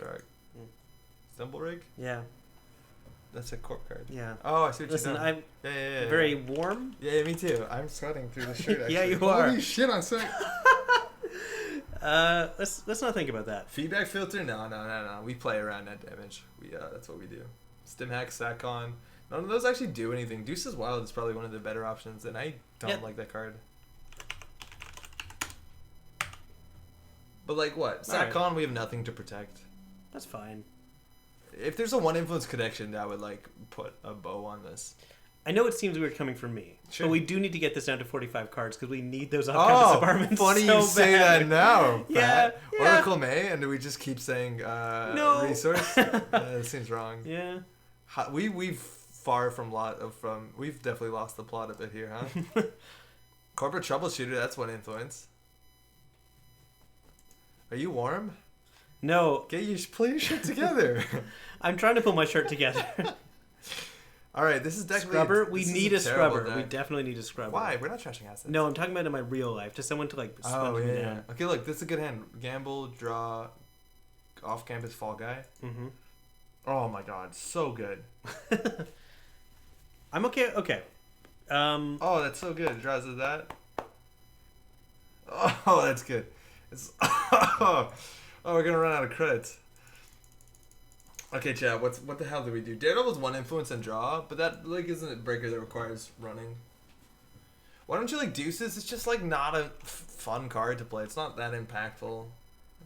It's basically like playing a Fall Guy a lot of times. A lot of times people get 1 credit and draw a card. I like the idea of spending the 1 influence on a scrubber because that is another resource. That is another connection for us. We're not playing scrubber. We'll just put scrubber on the off-campus apartment. Why would we ever install this? In case we want to trash a card. Okay. Could turn a Deuce and Lovegood and Fenders into Beth and be a 45. I think we really need Lovegood though. I like Beth too. Yeah, I do actually like Beth. Yeah, we do want to keep Lovegood because it's the only thing that makes Louis. Yeah, like this gives us a credit a turn, which seems pretty great, and we have no way of tutoring it. Oh man, this deck is garbage. Let's do it. We can win though. Like I think Gang Sign just wins games. Yeah. Do we want to drop anything to get to 45? Yeah. 1 inside job. Legitimately, this is one of the worst cards in the deck. Okay. Like I know it's influence, but it's this is also one of the worst cards in the deck. I just wish we had like clickless credits. Mm-hmm. Watch Scrubber be MVP, right? We'll see. But like, check this out. We might play that. I don't know. Draw, install, draw that. Let's draw that next turn. Install, draw. That's actually pretty good. A Sneak Door Beta actually would be pretty good. We could consider dropping Daily Cast and do data folding. Because we're not going to install... Nah, fuck it. We'll do this. We have no console. Yep. What are we calling this?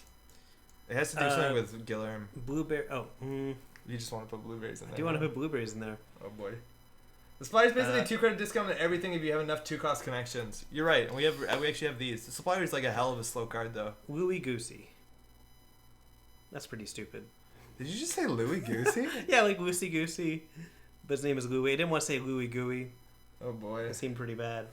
Who forgot to invite Maxwell? I like the Louis berries. That sounds pretty good. Yeah, it's pretty good. We did forget Maxwell, though. Maxwell seems essential for a criminal connection deck, right? God damn it. And we can't go to fewer blueries than 2 blueries. Right? Sorry, what? We need 2 blueries. We're not playing fewer than 2 blueries. No, of course not. He's the core of the deck. Yeah, so we're back up to 47. We worked so hard to get this down to 45. So, you know what? Whoever said that in chat, I'm upset at you. Okay, we drop 1 Dean Lister. We drop 1 Inside Job. Oh, half of those I agree with. I'd drop 1 Lister. That's probably still wrong, but I'd drop 1 Lister. Okay, but now we're at 46, and that feels great, right? Yeah, can we drop 1 card to put an influence card? Cut the Fall Guys. Fall Guys are really good with the source. Off the Grown Calf, how's it going? Louis Kablooey. Oh! That's good too. Don't you dare cut those blueies. Dude, not touching them. Remember how this was meant to be like, let's play good basic Netrunner, and then we end into this nonsense? We fuck up every time. Every time. Louis Kablooey. Oh, that's... Louis Kablooey. Yeah. Okay, whatever. Here we go. 46 is pretty consistent. Martin, better than my how's it deck. going? I think this deck might be better than your deck. No, I think Gang Sign just wins games. I think it is for sure. Hey, do you have a current? No, we don't need currents. We don't need. We're going. We like don't need career? currents. What are they gonna play? Scarcity? It'll be fine. Yeah. How's it going, by the way? Welcome back to Metropole Grid. My name's Andre. Welcome to the Metropole Grid. Actually, that happens. Jellyhead says it's true. I don't feel like I'm learning too much. To be fair, again, it's really hot. Yeah, we might actually want to turn that fan on. I'm legitimately sweating. Do you want me to turn it on? Not that one. That one's like way too loud. Can you do the one in that room? Hit it on 3. Okay. And do you want me to put it on the bed facing you? I got it to 45 cards. No, if you just put it on the floor facing us, that's probably best. Value stream. Oh man, this is a particularly good stream. If I do well at Continentals, I'm hiring Andre and Patrick to name my decks. You know what? This one actually was from chat. You should just hire chat. Chat's really good at the deck names. Okay. What do I plug it into? It's plugged in. Yeah, but it's over here. Oh, you're doing a killer job. I feel it already. Was that? I feel it. Alright. I feel it good. I'm gonna move this. It's about teaching a lesson. Alright, Scorpios. Not an issue. No, of course not. Did alright at regionals the other day. Got 4 wins, 2 run, 2 corp. That'll do it. This is about teaching a lesson. Yeah, we're teaching a lesson. Congrats, Martin. This hand is not bad. Double Inside Job is really good against Scorpios. Yeah, Fisk, Daily Cast, drop, play at 2 other things. It feels okay. Yeah, we'll keep it. That's fine.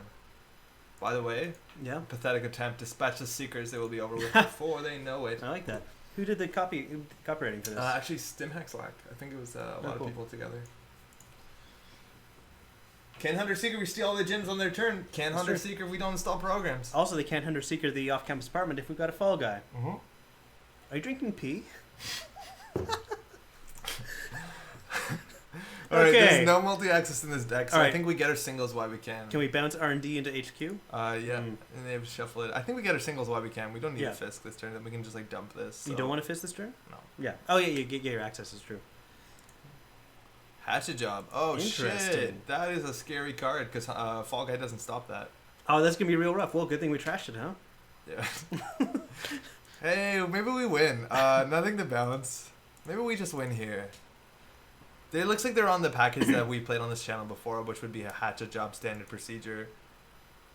Okay, good call. Yeah. And Salem's Hospitality. So there's a chance they're just going to rip apart our deck. Like our hand in our deck. Every single card I called! Oh, man. They are going to destroy us. Oh, damn it. That Hatchet Job is going to be so brutal when it hits. Yeah, we need to keep our money up. Yeah. Luckily, they have 10 credits. I don't know what I'm talking about. We played this deck archetype before on this channel, and I've concluded that it's just like straight up worse. If you're trying to get for the best deck, which again, it's not always it should be obvious at this stream at this point. But like a lot of times that's just like worse than just playing. They named Resource and they got nothing. They got Daily Cast, okay? Oh, nice. But they're probably just gonna hit Salem's our Amaku at this point. They know we're on double Daily Cast. Cool. There you go. We got all those cards out of hand. This is a really interesting deck. But yeah, I found out. Oh, because they do 2. We just lost 2 inside jobs. They're moving from the game. It doesn't matter. That's shit. actually really, really shitty. Build a new deck and you'll immediately encounter its Kryptonite. Yeah, right? Like, we just wanted to play against someone who wants to score agendas in our lot. Yeah. But yeah, I found this deck to be just, like, worse than, what's it called? A lot of the times. Yeah. Yeah.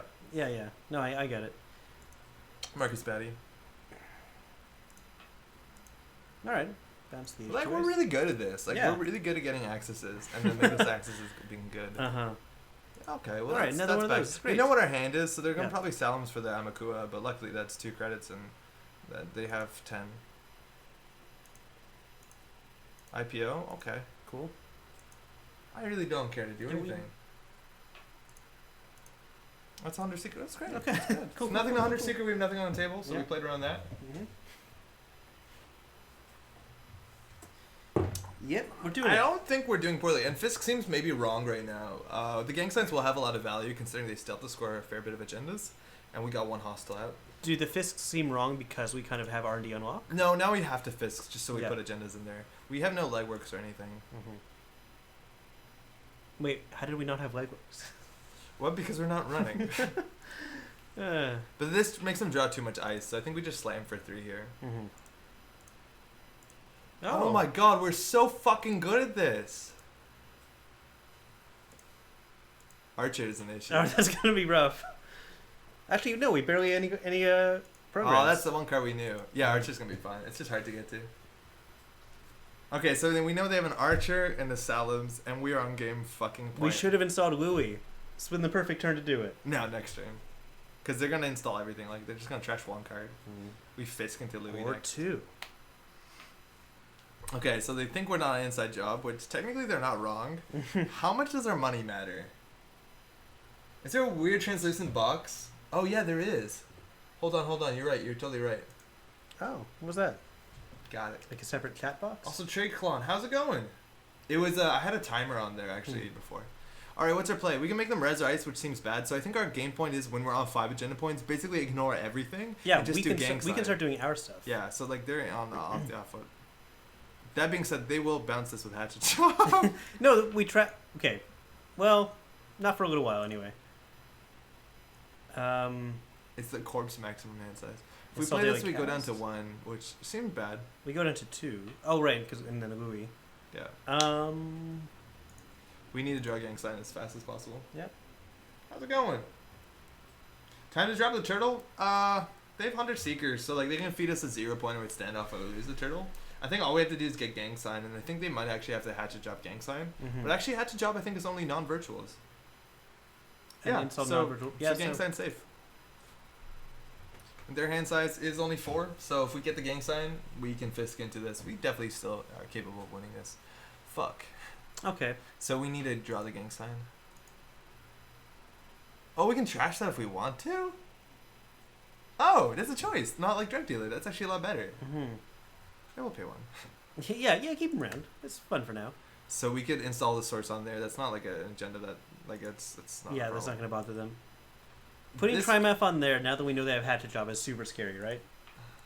Yeah. Okay. All right, no, I like where this is going. And you can't lose credits if you don't have credits.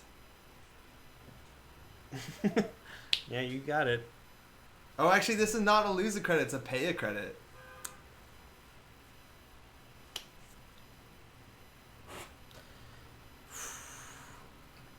If they score that, we bounce, and we run R&D, we win. I want to see Hatchet Job again.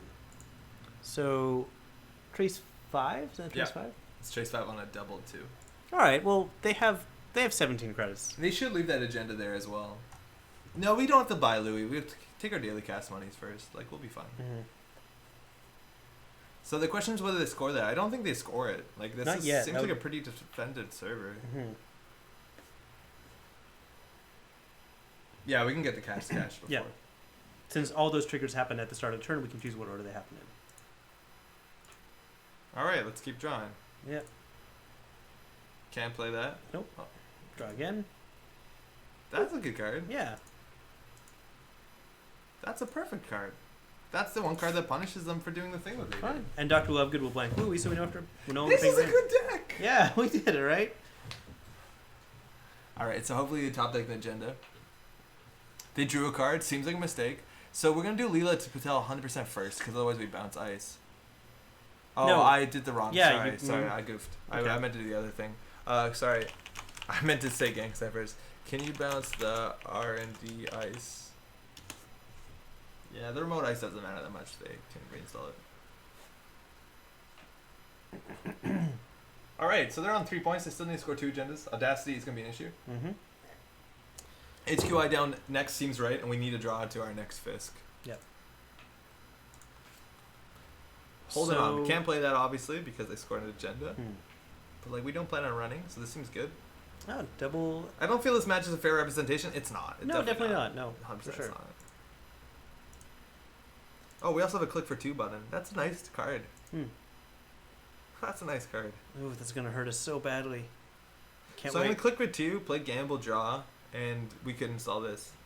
I guess we always draw first. That's a dead card. Unless we want So to play actually, carefully. I don't think we have to play gamble. We install this, we go down to 2. We can still play it next turn. But why not gamble then HQ? Because we want to draw for more gang signs. Like, 4 credits doesn't really matter. Like, it helps with the hatchet job, but they can still do it. Like, we win by drawing Fisk. Alright, so the idea is play the HQ and draw again, or draw now Yeah, and then draw again and then install HQ. Alright, let's see what happens. Yeah, that's fine. Mm-hmm. So if they score Fisk, this is good. And we can always recover even with this. We don't Yeah.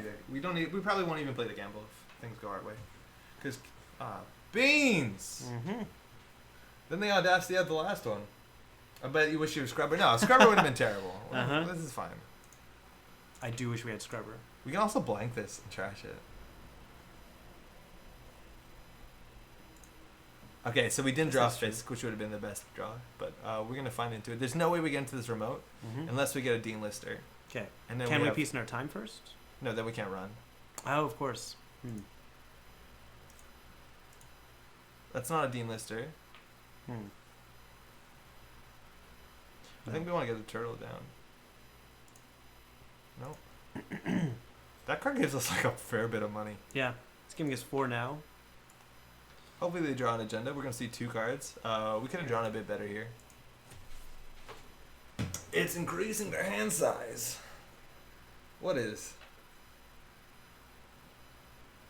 Wait, do we have a card that's increasing their hand size? We don't, do we? No. Wait, how crazy would that Scr- be? Yeah. Oh, they're hatchet jobbing. This is acceptable. This is fine. This is fine. Well, We don't need any of these cards. now that Oh, they're Trimac- getting the Amakua? What? Oh, really? Really? Really? Really? Oh, their hand size is 6. Oh, whoa. Yeah, this is wrong.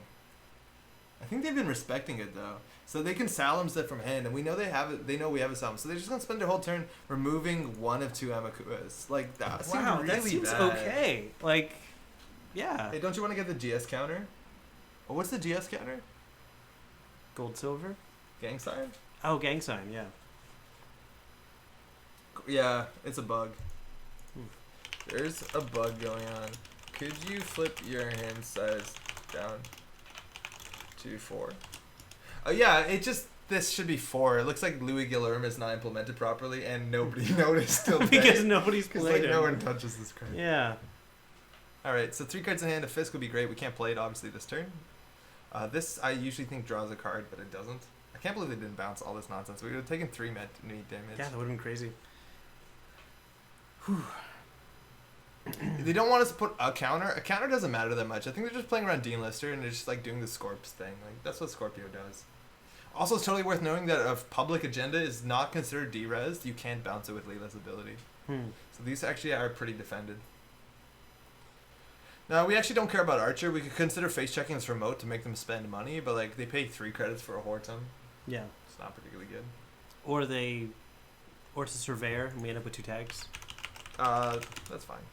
I think that's fine. So we're gonna go ahead and blank this again. Save your credit. We have 5. All right, so we could play this if we wanted to. I don't actually think we need the money considering the other card we have clicks for 4, and this has cards in it. We could play the source, but they can just clear through it. So we're gonna draw. Yeah. There we go. Money. Oh, that's wrong. What happened? If we wanted to play this first, we should play this first. Yes, for sure. Gotta file a bug report. We do. Actually, what's the chance this needs black file? What? What's the chance This deck wants black file. Oh, black file would be so good. I love black because we file. can blank it with Lovegood. You keep blanking it until the turn that before it matters. Oh, so you can install it early, and just have it on the table. Mm-hmm. Interesting. Yeah, this deck actually might want blank file. They've also advanced this in a way that they can score it, and after we bounce, Yep. they're not scoring it. It might actually have Audacity in hand, but that seems kind of bad. No, you paid 1 to Louis. I misclicked. I'm just gonna do that and do this. Oh, because I hit try him off accidentally. I misclicked. Whatever. We fixed it, right? So they didn't score. We could play this. Again, we don't need the money. Let's just find. That's an interesting card. That's not what we want though. That's good. So this we don't need. We don't take the damage. This actually is a pretty good card. Fem's pretty good. The source doesn't matter that much. It actually stops them from fast advancing. The piece is probably rough. Like this, we can click for 4, gain 6. Piece is actually really good. I think the daily cast is probably too slow. So the fact that they haven't scored that, is that saying that they are being careful about Lilo or being careful about gang stuff? Every time you blank Louis with Lovegood, it gives them to +1 hand size. Oh, that's what the bug is. Because we blank it, and then it gives them a... Yeah, okay, that's cool. Interesting. Can you put another try off on off-campus so you die to hatch yourself? Yeah. It's an option. They scored, so we're going to do gang sign first. We see 2 cards. They drew also first. I think I just lose here. Best deck we've ever Good built. game. We did it. Good game. Absolutely brutal. I'm telling you, just put gang size, you win. Absolutely. Yeah. We did get 5 points off the top in the first 2 Yeah, turns. that was a bit rough. We're good. We were Damn, pretty we're good. You know what? When we work together... Oh, they left.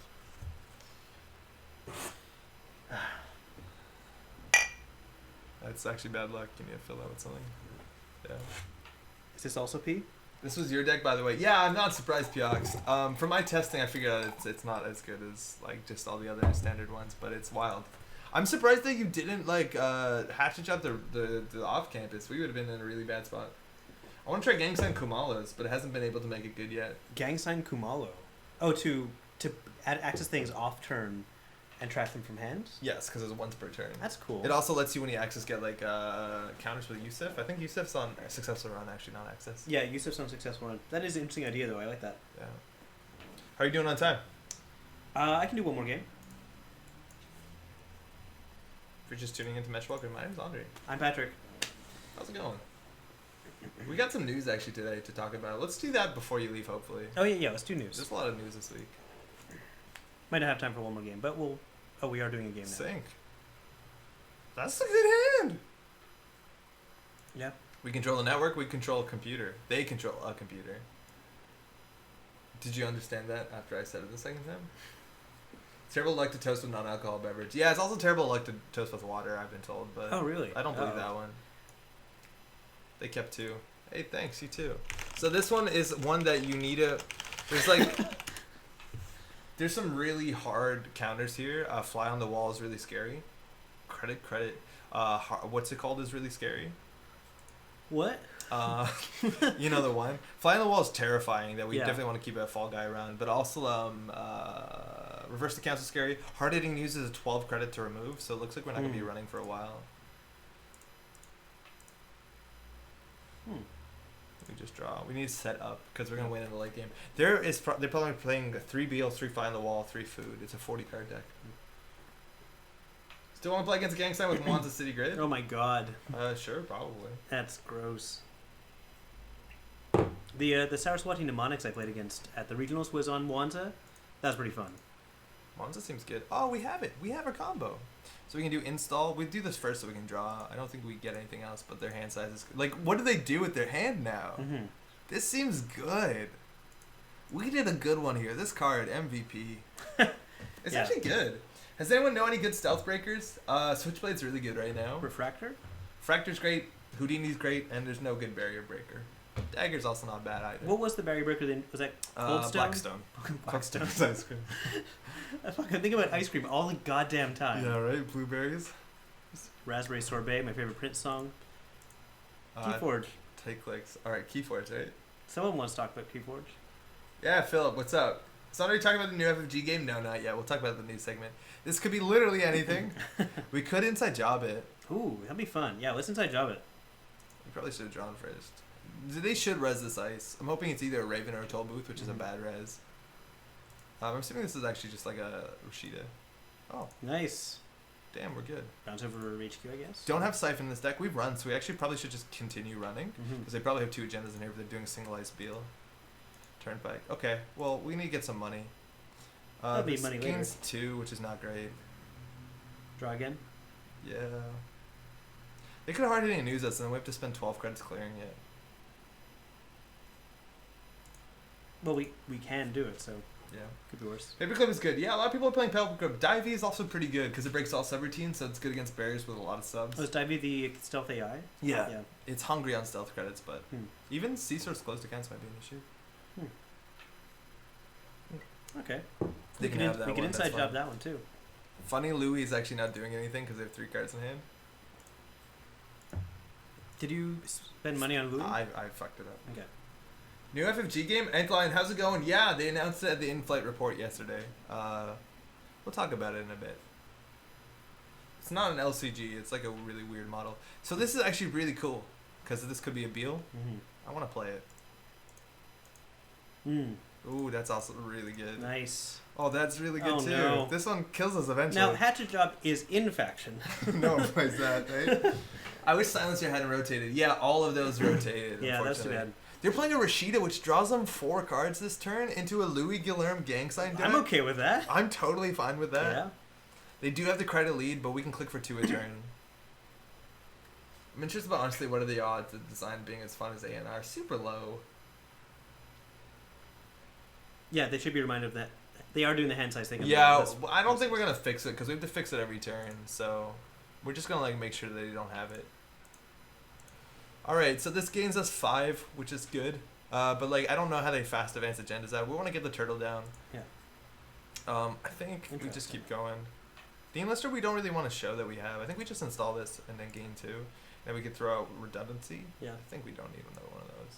But like we need to find a HQ interface. We might want more than one of those. Or more than 2. Yeah, their hand size just keeps ticking up. That's pretty wild. All right, we could consider like running a central server to get a bounce on a double advanced card. If it's an NGO, they pre-res it before we hit. Like we could in theory do Deanlist or Emaku. I just want to find another gang sign or HQ interface. That's like way more important to me. We want to put all our eggs in one dumb basket. Yes. I mean, you already threw out the other one.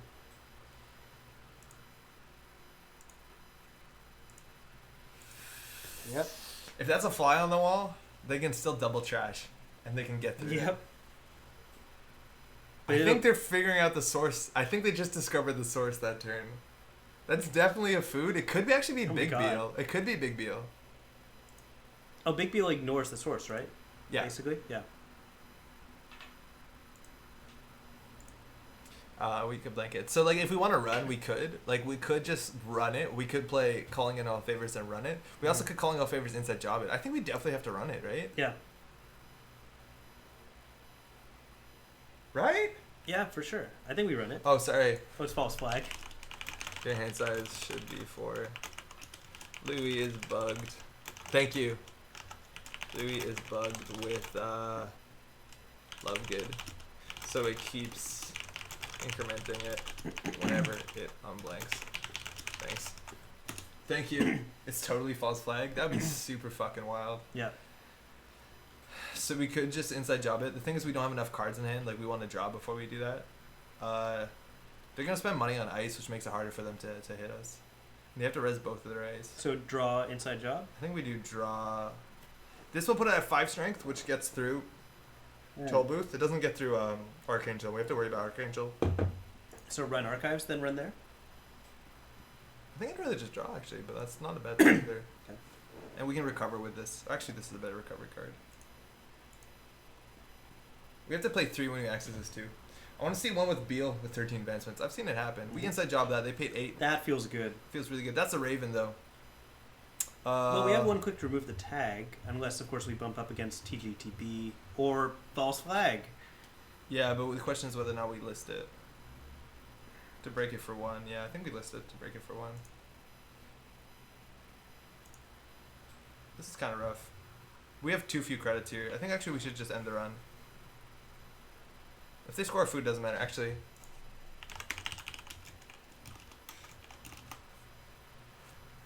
I don't want to do that. They can score a food. Mm-hmm. They spend so much on it. So we're gonna get Dean Lister back. Yeah, I'm just gonna undo click and Yeah. then still like go for it. All right, so they just spend 12. If they score that, it's pretty bad. They can score the 5-3, so we're just gonna jack out there. That seems reasonable. We Yeah. can either play the gamble or play this. I think the gamble is obviously better. We don't discard a card. Yeah, that's fine. 3 meat from Raven. And like they have to advance that again. They go to 9. We can bounce something. They'll reinstall it. Like they don't have a lot of money. And they just spent 12 on that server, and we have Yeah. another inside job in hand. For sure. Now we know what we need for the remote as well. There's no way they big Beal it. Oh man, it better be a. If false they big flag. Beal it though, we just like run our HQ. Yeah. All right, so we're gonna Okay. do Gang Sign first. Oh, fuck! We should have the God source damn first. it. Do you lose it? Yeah, it's done enough. Yeah. Yeah. What? Why are we doing the source twice? Because it's goof. Can you bounce the other R&D ice kindly as well? Oh, because right. It got confused with What do you think of D-Res, Leela? I haven't tried it enough, but I think the D-Res package is really good. It's probably better in Shaper. I've seen a lot of like smoke with it, but it's like really scary, and I've always said that. I think D-Res package in Liza hasn't been experimented with enough. It might be just like straight up worse than running Apocalypse or anything. Saker's fine. I've been running Saker and Liza, and it's really good against a lot of ice. It's really good against Kakugo. All right, Okay. back down to that. That could be the last Beal. Blank Louis. We also could blank the source, which is interesting. It saves us more credits. Well, the source is dead. I know, but like in the Oh, right, future, yeah. And we can fem this as well. All right. It's a good card. That's not It's a bad. good card. I think we just want to take money. Mm-hmm. Yeah, take money, see what they do. Cool. Can't be Rashida, right? I don't get it. What's not? What don't you get any blind? They got the money. We actually can start running. Oh. Did we go for that? We only have 1 gang sign, which sucks. So like, what can we do here? We can fem the Raven and inside job it, which makes that server absolutely butt. Like it makes this super bad. Mm-hmm. I think we'll do it, right? That could be an NGO front. Could be reversed. Whatever. We can gain 2, gain 6 after. But we'd have to clear a tag. No, we fem it. Oh, we're femming it. Yeah, we bypassed that. Forgot. There we go. That's a huge hit. That's So we really. can return a card. Yeah, one of the HQ ice. We're not gonna run R&D this turn, so we'll do an HQ ice. That makes them have to install stuff. So we want to make sure we have more cards than them, so we don't lose to Caesar's Hardening Knees. This card's totally terrifying. It's the Mhm. reason why we keep a fall guy around. Absolutely. So we're gonna do this. And next turn, if we don't have to run, we can always piece. But this gives us a fair bit of credits. Yeah, I think now's a good time to use it for sure. Could even be a Ghost Branch. That it could. I was wondering about Ghost Branch. I don't think a lot of people play it. I think reversed accounts was the other thing we could play around it. It's either fly, NGO, reversed, or I guess any other agenda. I don't know if 4 Wow. cards in hand is helping us that much. No, they are just. I mean, maybe they're It just installing things doesn't they do wouldn't otherwise enough. install. Come on. I guess we need more gang signs. We need more fisks. We It's need blue, more draw. It's Bluey Berry. It's your buddy. I don't even know if we have to play this. I don't think we do. I think our click is worth more. Just draw. Yeah, that's the start. That's good. It gets us through Toll Booth for free. We could actually consider running that again. Mm-hmm. But with no advancements, I don't think we care. That's okay. Another Fem's actually really good for this too. Yeah. So this is much a slower card, but I think the game will go on long enough that it's worth it. Otherwise, we could always just like hit Trim off and throw out the second Amakua. Yeah, I've seen Ghost Branch a fair bit when it comes to like draft and other weird formats. Upgrades. If this is the regional winning deck from British Columbia, that is KP Lin. It could also be, I think, Prize Deck is a fine card. Even Bernice Mai. It doesn't make that much sense. Generally, you trace through her. Running HQ also has some good value. I think we're set up enough that Gang Sign closes the game out. Yeah, that's probably right. Unless they tried a big deal, but we'd see that coming. Unique card. Damn it. Damn uniqueness. And we're going to throw out cards this turn. Want to play Abingdale or? Does Fenris matter? Reina's cute. Yeah. Quetzal gets us through Resistor, which is definitely running an IP block. I just don't think we need to play it now. No. But I think Reina... I don't know. No, I think definitely we haven't seen any barriers, and they're definitely running barriers. Yeah. Yeah, probably Quetzal. I think we have to piece them time if they don't score. So we just discard cards here? We don't play the... Yeah, we're going to discard a couple cards here. Sure. The only draft tournament I play, I won the whole thing on strength of Underway Renovation. Oh, cool.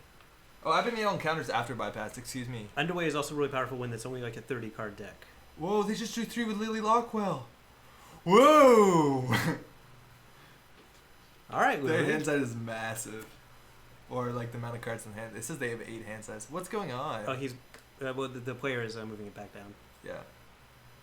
What is this stuff? This is a Rashida, right? What is this, a news team? Bless you. Excuse me. Oh, wow. Wow. This also is probably the first events card. Can we... Is Jesminder a Gmod? No, she's not. She's natural, I think. Or, yeah, I think she's natural. Man, I'm falling apart. Oh, man. Fly on the wall into this is what fast events upgrade is called. Calibration testing? Yeah, it means they can close our accounts, which is good that we keep one of these because then we can daily cast into it. We could also just contest the remote by playing Abingdale run it. It seems reasonable. This is probably Rashid or something. I just actually want more gang signs, I'll be honest. Yeah. It's kind of all I want. I'm okay with drawing. I don't want to play. Why don't we put Fenris down to draw cards? Oh, yeah, that's true. Yeah, okay. Yeah. Quetzal, right? Or Max to finish off that deck. Or Max. I think it's definitely Quetzal. Yeah, for sure. Oh, paper clip. Right when we install Quetzal. Yeah, okay. That's fine. That's good. That's a card. Yeah.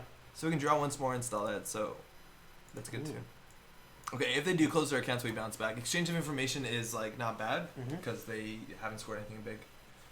It really was P. No comment. Maybe another copy of the source is good. Alright, they're going for it, and that's going to bounce an ice unless they slow roll it. Looks like they're slow rolling it, which is actually really good for us because we can fem this and get in for 2 credits. Okay, so we gotta figure this out. If we fem this, we have enough to run. Yeah, so we call in favors, fem it, run. Yeah. That's the idea. Okay.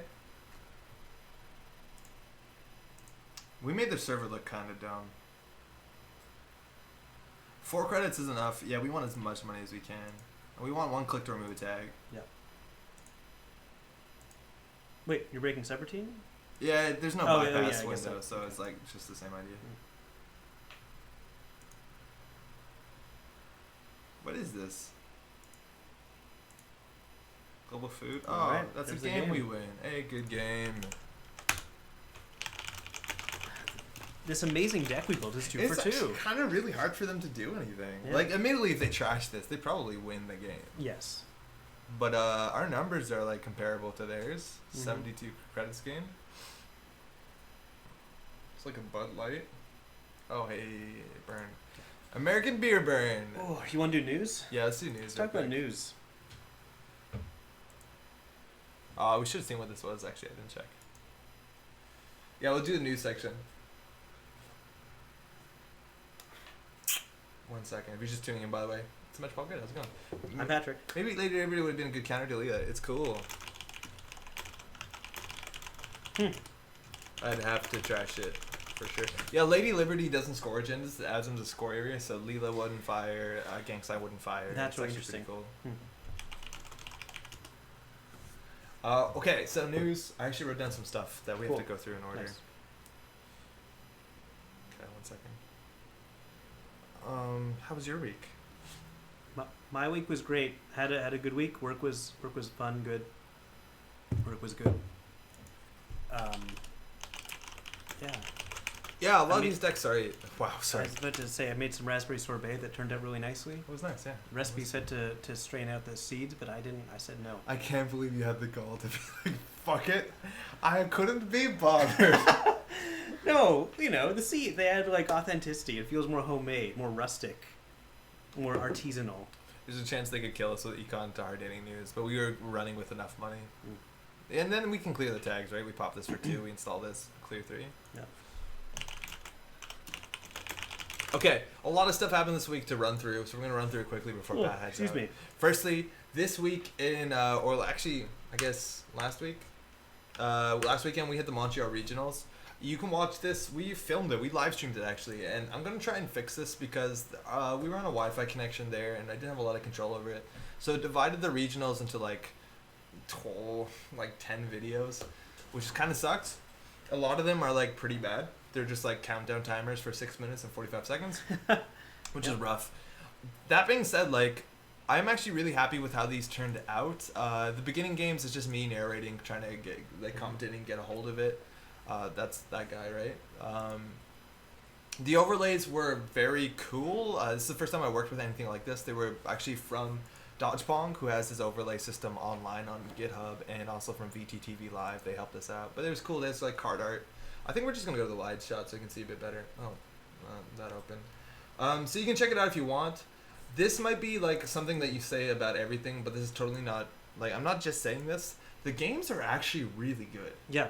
And for someone who filmed the regional last year and like the final games was a PU matchup that I wasn't really jazzed about, the games here are really good, especially like the last like videos, like the top cut. Yeah, for sure. I had to leave before the top cut, but I watched basically the entirety of the end of it, and I was entertained the whole way through. Like super exciting stuff. Yeah. Things coming down to a side game, things coming down to like number percentage plays, and everyone's like on game point. Like really good stuff. I highly recommend if you want to check it out. Check it out. It's pretty great. It's actually pretty great. Otherwise, if you haven't checked it out last week on VTTV Live, they're coming up on. Maybe it's just VTTV. They're coming up on YouTube too. I'm pretty sure, yeah. The regionals from Toronto are just coming out too, and they're well produced. I commentate, I think, one of the games in the top cut. Oh, Rainbow Six Siege, huh? Check that shit out. Canadian Nationals. Watch this Saturday. But yeah, you want to check these out too. They're pretty great. I haven't seen the entire top cut yet, but I've seen some of them, and they're great too. Okay, other things. Gen Con is this weekend. Gen Con is where the U.S. Nationals are going to be, or North American Nationals. It's this weekend. I believe it's Saturday and Sunday. I'm hoping someone is going to be streaming it. I'm pretty sure someone's going to be streaming it, either Dodgepong or maybe Code Marvelous. There's always somebody there streaming the thing, so check that out. That's Saturday and Sunday. It's a 2-day event. I know a lot of people are there. North American Continental Championships, excuse me. Yeah, U.S. Nats was in Seattle. But it's a lot of people I know are out there. We have a lot of Canadians there. I think Dean is there at least. Maybe there's not that many Canadians representing. I think Scott's there. Oh, Scott went there. Yeah, you're right. Scott Humphrey. Scott's there. I probably shouldn't dox him on stream, right? Sorry? Do it. So you want to check that out. If you're playing Best of Luck too, the meta is pretty wide open right now. By wide open, I mean you can see a lot of Zero. You can see a lot of Mati Makundo, Scorpios. All this stuff is good. The outfit's doing really well in a lot of places. Argus is okay too. So you can see a lot of stuff there. And that's this weekend. So best of luck. You're going to see a lot of deck lists come out after this weekend. If you're there, have fun. Also, there's a lot of board games to play. UFAC is out. We're gonna end with KeyForge. Yeah, that makes sense. Yeah, That makes sense. UFAC just came out. This is the final UFAC, which is actually kind of again like bittersweet. If you're not aware what the UFAC is, someone named Jacob Draco, who is Jacob Morris, they're very heavily involved in with the Nisei division, Nisei project that's continuing Netrunner, meets with Michael Boggs, and it looks like we didn't get a UFAC for the Kampalas and either. So this goes through a bunch of rulings to explain. Some cards actually need erratas, but they're explaining how things work. I think the big one that people wanted to know is how Turning Wheel worked with Divide and Conquer, and it doesn't work in the busted way or the super good way that we thought it does. You have to choose many counters on HQ and choose a different amount or the same amount on R&D, but you spend them separately, which is pretty great. So watch out with that. Hot Dog is saying they answered the Warden Fatima wet work refit question. This is great. It goes through a lot. It's pretty long because it goes through the whole box of 45 cards plus a data pack. And there's some pretty interesting stuff here. Like, hey, does Valencia give bad pub? Check this stuff out. It's really interesting to learn about timing structures and all that. Everyone's excited about timing structures, aren't they? Last hard Netrunner news stuff, and this is actually really cool. So they reprinted they printed the championship decks of last year. Yeah. And they are actually printed in-house in FFG. So the card quality is a bit different. Oh yeah, Grunkov is saying Thimble Rig Code Replicator. That actually what came up. Yeah, it's a print-on-demand service, right? Yeah, it's print on demand, so it's printed locally at FFG, which means the card quality is like noticeably different. Generally the blacks are a bit like more blown out. I don't think they look lovely, but this deck comes with 2 copies of IPO. Maybe you just want more IPOs, so you can definitely grab them. Importantly, which is super cool, and this has happened before, there have been misprints or like just wrong cards printed in the World Championship decks, and because these are printed locally, FFG has fixed them. So if you're looking to World Champ decks as of now that are like just been received, they're actually fixed, and there was 3 substantial problems on the cards. Actually, only one of them substantial. MC Austerity Policy now says power counters instead of agenda counters. That doesn't really matter that much. SMC is now 2MU. Yeah. A lot of people know that this isn't an issue, so that's not a big problem. But the one that kind of matters a lot, and while this card is banned currently, maybe it will come back, this card was actually printed without a trash cost. Which, if you are playing Violet level clearance in a Corp deck, I think that actually makes it unplayable, because if your opponent doesn't know it's untrashable, like, they might not trash it, which kind of sucks. So I'm glad that they fixed it. So if you're buying these modernly, maybe you've waited, maybe you didn't know they exist. They seem like the new versions have been printed. It's going to be hard to tell whether you have a new or old copy, so good luck with that, I guess. Yeah. All right. Okay. So this is the big one, and I feel like we have a lot of stuff to say about this. We do. We talked a lot about it yesterday, and we're going to be talking about it now.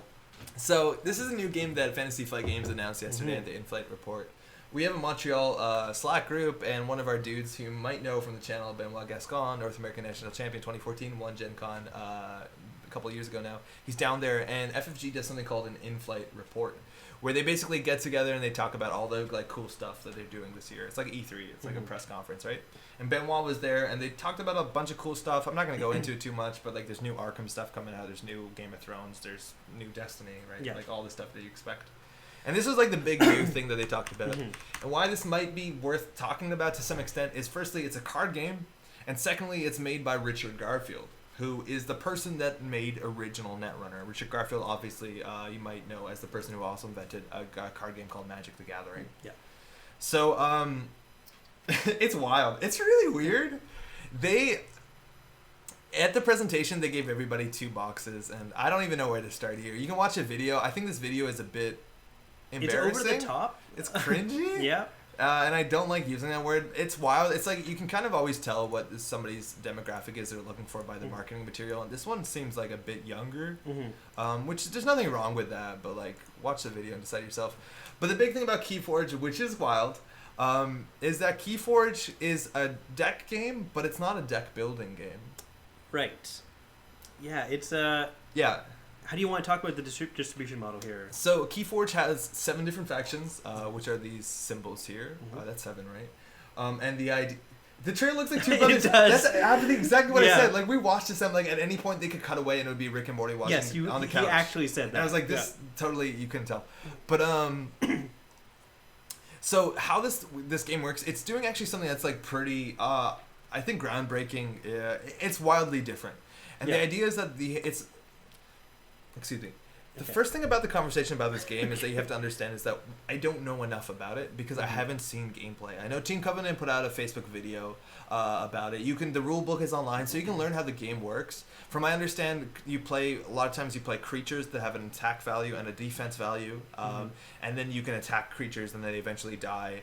It's not about doing damage to your opponent's face. You win the game by actually accruing enough of this element called amber, and then eventually you win. But I just want to preface everything we say here with the fact is that we don't know enough about the gameplay.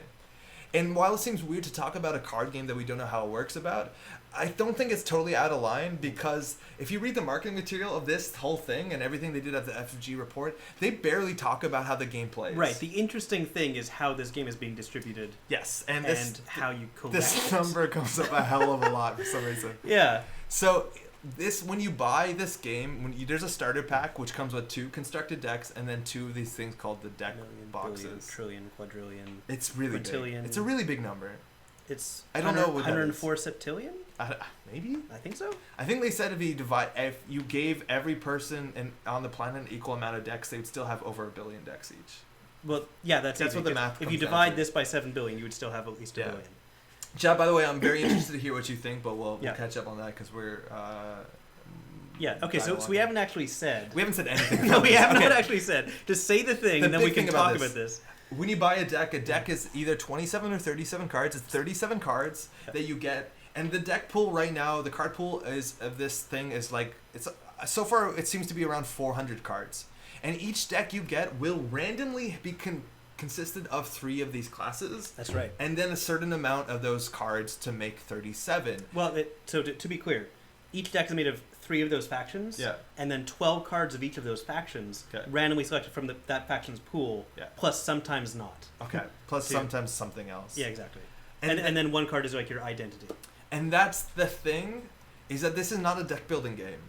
And they talked about how this deck idea or this game idea was in the works for the last 10 to 20 years, but they could only do it now because they can now print this thing. Because if you see on this image here, every single pack you buy comes with a unique deck that will not exist, according to them, anywhere else. Right. Completely unique, completely randomly generated. Of the card pool of 400 cards. Yeah.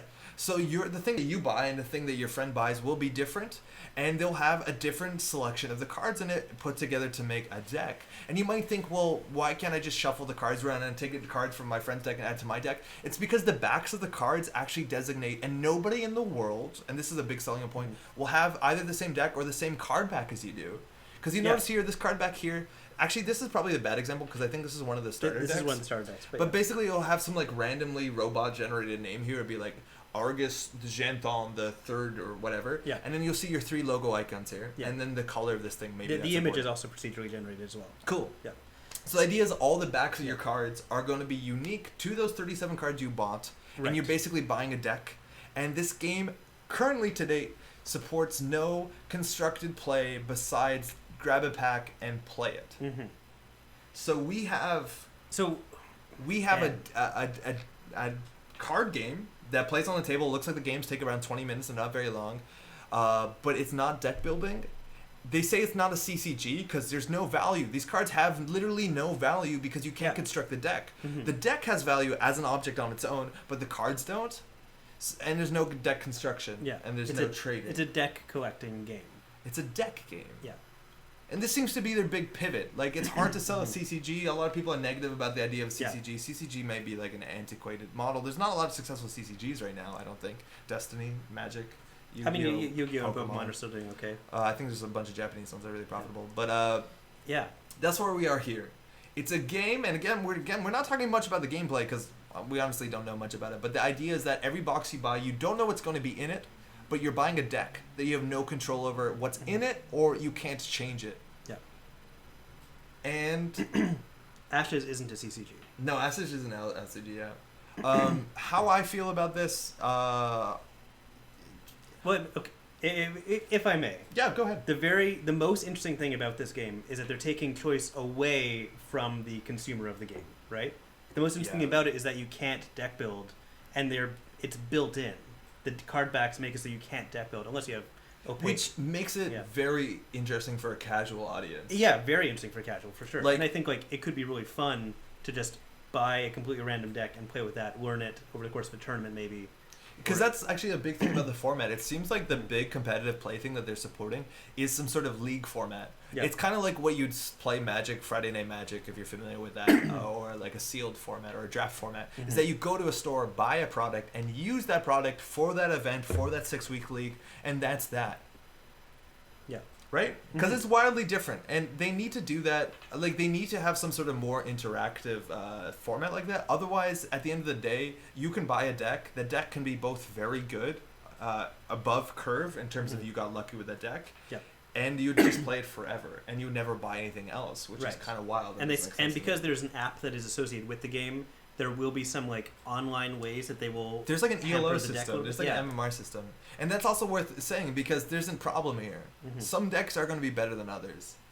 Out of that combination, this stupid combination, we have to say that one combination of these decks is going to be the best deck ever. Yeah. And this is the fundamental problem that we have with CCGs, that I have with CCGs, is that the more money you spend on it, the greater likelihood that you will be a better player on the fact that you have a better deck. And again, we don't know much about this game. Maybe the decks are all like comparable in power value, and it's more about like strategic. Yeah, maybe they're just using this number, but there are some parameters built into the randomness. I think they're not, because that's really dumb. Because I know we know that there are some parameters built in. No, we 100% know there's some parameters, but I'm pretty sure this number ignores the parameters. Yeah. Because like they're not going to print you a deck that's just like 44 artifacts or 37 artifacts because it'd be unplayable. I'm assuming they don't do that. And Poggles is saying Garfield says he misses the old pre-internet days, and this feels like some like really brutal way of fighting against the idea that when we have the internet, we all net deck things and people share deck lists, and then you get the best deck. And Richard Garfield says like, we want to go back to 1980, where like your deck was your deck only, and they're forcing you to do that. Man, I kind of like the sentiment behind it. Okay. I like the idea of having something totally unique. Like I mentioned, like legacy games. Like at the end of Risk Legacy, you have a Risk board that you can play that that is yours exactly. Like I have destroyed Iceland, and certain parts of the world are completely uninhabitable. But it is my game of Legacy. Like no one else's Risk board in the world.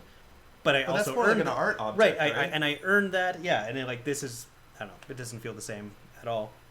So I'll just be straight up. I'm not super. We gotta catch up on chat. I'm not super excited about this thing at all. The theme and the universe like seems super. It's not grabbing me. It looks like it might be targeting a younger demographic, which is fine. It doesn't seem like it's exactly for me. But one of my biggest issues with this, besides like, there's a lot of issues I think with this, and I'm excited to see how they deal with them. I'm actually glad that FFG is doing something unique and interesting. Like they have to be commended for that, whether or not I like it or whether it works out. My biggest problem is actually waste. Yeah. Like, check this out. You go to a Magic draft. Like, say you're doing draft, you buy packs and everything. At the end of the day, when you play your Magic League or whatever, you return with Magic cards. And that's a big thing. People are buying a lot of Magic cards, and a lot of the cards are garbage. A lot of cards they'll never play with. They're filler. It's fine. But those cards can be used for deck building. Those cards can be used. They can be sold. They can be traded. People use those cards. Like, at the end of the day, you're getting something that you can do whatever you want with. And this game currently doesn't support a constructed format. And if I go and buy, say I want to be competitive in this deck, and I go out and buy 10 decks, which is going to cost, I think, about $100 a bit more. And again, I don't like not knowing what I'm buying. It feels like that CCG gambling thing, where if you spend more money, you win. So I'm against that. But at the end of the day, if I buy a deck, and the deck is just fundamentally worse than, if it's bad, but even if it's just like fundamentally worse than the other decks I have, it's literally garbage. It's literally trash. Like, this quintillion number here, half of those are crap. I mean, I would say 99% of them almost definitely. And that's fine if you're playing in a format where like everyone got a random thing off the shelf. So like even it's probably crap playing against crap, which is fine. You'll probably have fun. It'll be cool. Yeah. But if we're like people are just trying to find the best deck, people are gonna open the thing, look through the thing, and throw it straight in the fucking garbage. Because you can't take a card out of your deck and shuffle into the thing. And sure, people might make an aftermarket, or maybe eventually FFG, maybe like 6 months down the line, where they realize like, wow, this gimmick sold, if we want to call it a gimmick, and then we can do something else. Yeah, maybe it'll be like a constructed format. But I'm also concerned that this game won't ever have a constructed format because it probably isn't even balanced for constructed. Because like, there's a cool thing about this format where they can choose what comes in every deck. Yeah. Is that actually allows them a lot of balancing leeway, right? Because they can ensure that 2 cards from 2 factions, or 2 cards even within the same faction, will never show up in the same pack, so that they can actually balance like pretty liberally. Be like, wait a second, these 2 cards seem problematic. Just make sure they don't show up again. Like, we'll drop 1-0 off of this stupid long number. Yeah. And then on the other side of balancing, what happens if a deck is busted? And it's worth saying, it's very much worth saying, is currently they have this system where every time you play a thing, they want you to track it on this app. And if your deck is deemed too good, if it wins too much, you actually start taking these things called chains, and you track this too, which hampers your deck. It limits your deck draw. So they're trying to make a format where if you have a busted good deck, they will actually pull down the curve of it. And that might be a way to make you try and always be chasing the next pretty good deck. Or it might be a way to balance the field. But if the good decks get punished and then they become unplayable, like, I don't know if I'm excited about that either. Then you might not play your good deck until it's like a good tournament. Like, there's some weird shit about it. But the biggest issue is, say a certain deck, let alone a certain card, is deemed just too good. They have very few ways of balancing it besides either saying this one specific deck is unplayable. Like, if you have a deck with these 2 cards, you can't play it. Or going into the app and saying any deck that plays these 2 cards has chains attached to it. Like, I guess they have some flexibility, but like, it seems... I mean, it's more flexible than Netrunners. No, it's less flexible than Netrunner because they can just ban a card and you still have like a billion and then people options. can rebuild the decks around it. Yeah, and it's not like, wait, everything this thing that I own, because no one else has it, is unplayable. Yeah. Pack a lot of tricks into this. Yeah, let's catch up on chat a bit, huh? Maybe you make wounds. I did like the card list are printed with the AR code. How am I thinking they're registering the decks to players? I don't know how they do that. I think you get an AR code inside. I know it is what's it called? There's a term for it, but you don't know what's in the box. It's a random buy. Yeah. So you're like, that's the thing, is if you want to be good at this game, and again, super important to continue saying we don't know anything about the game. Right. Besides, it takes about 20 minutes. You play cards on board. Actually, you watched them play it. Yeah, so I watched the Team Covenant playthrough. I read through the rulebook. Like, it seems like the kind of game. Like, it looks super fast. It's like a creature combat game that isn't all about board control. Because like, really, when it comes down to it, you're racing for points rather than racing to get through the enemy's line. Yeah, so it seems like your creatures are helping you defend and offense, so you can do your own thing. Exactly, and it's got some sort of semi-tactical elements to it. Yeah, and so there's a bit of positionality with monster placement. Yeah, exactly. So I was kind of curious about the gameplay, but then I saw a card that I just saw one card I really didn't like. And again... Yeah, what did you see? Well, again, we have to preface, like, maybe this card is not exemplary of the whole system. So the card I saw was something called, like, the Common Cold. It's a card in the nature faction that says do 1 damage to all creatures, but destroy all Mars faction creatures.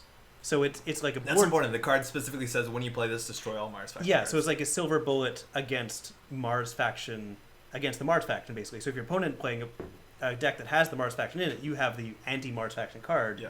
You have randomly gotten a deck that is better than their randomly gotten deck. But then I was thinking, like, maybe the Martian characters are really fragile already, and that's part of the gameplay of them. Like, so many cards just affect Martians differently. That could be something that I don't know about. Yeah. And maybe. That's like a thing also that has to come up, is that the idea that the decks can be changed both removes and fucks. Like, it just alters the idea of a meta. Yeah. Like, if people know that right now, or because of the overall balance of the game, like, let's just say the Mars faction is overtuned. Yeah. And that any deck that has 1/3 of their cards being Mars faction has a higher win rate. That's fine, and that's good. And then how do you tech against that? Like, that's the idea of the Netrunner meta. It's like, if we know Valencia is good right now, everyone's playing Black Orchestra. We saw games at the regionals this weekend, check it out, where the only ice they res was Thimble Rig. Yeah. And they kept making someone break Thimble Rig with Black it's Orchestra. so inefficient. Because it was good. It was a good meta call. It was a good play. It's great. Netrunner's a great game, by the way.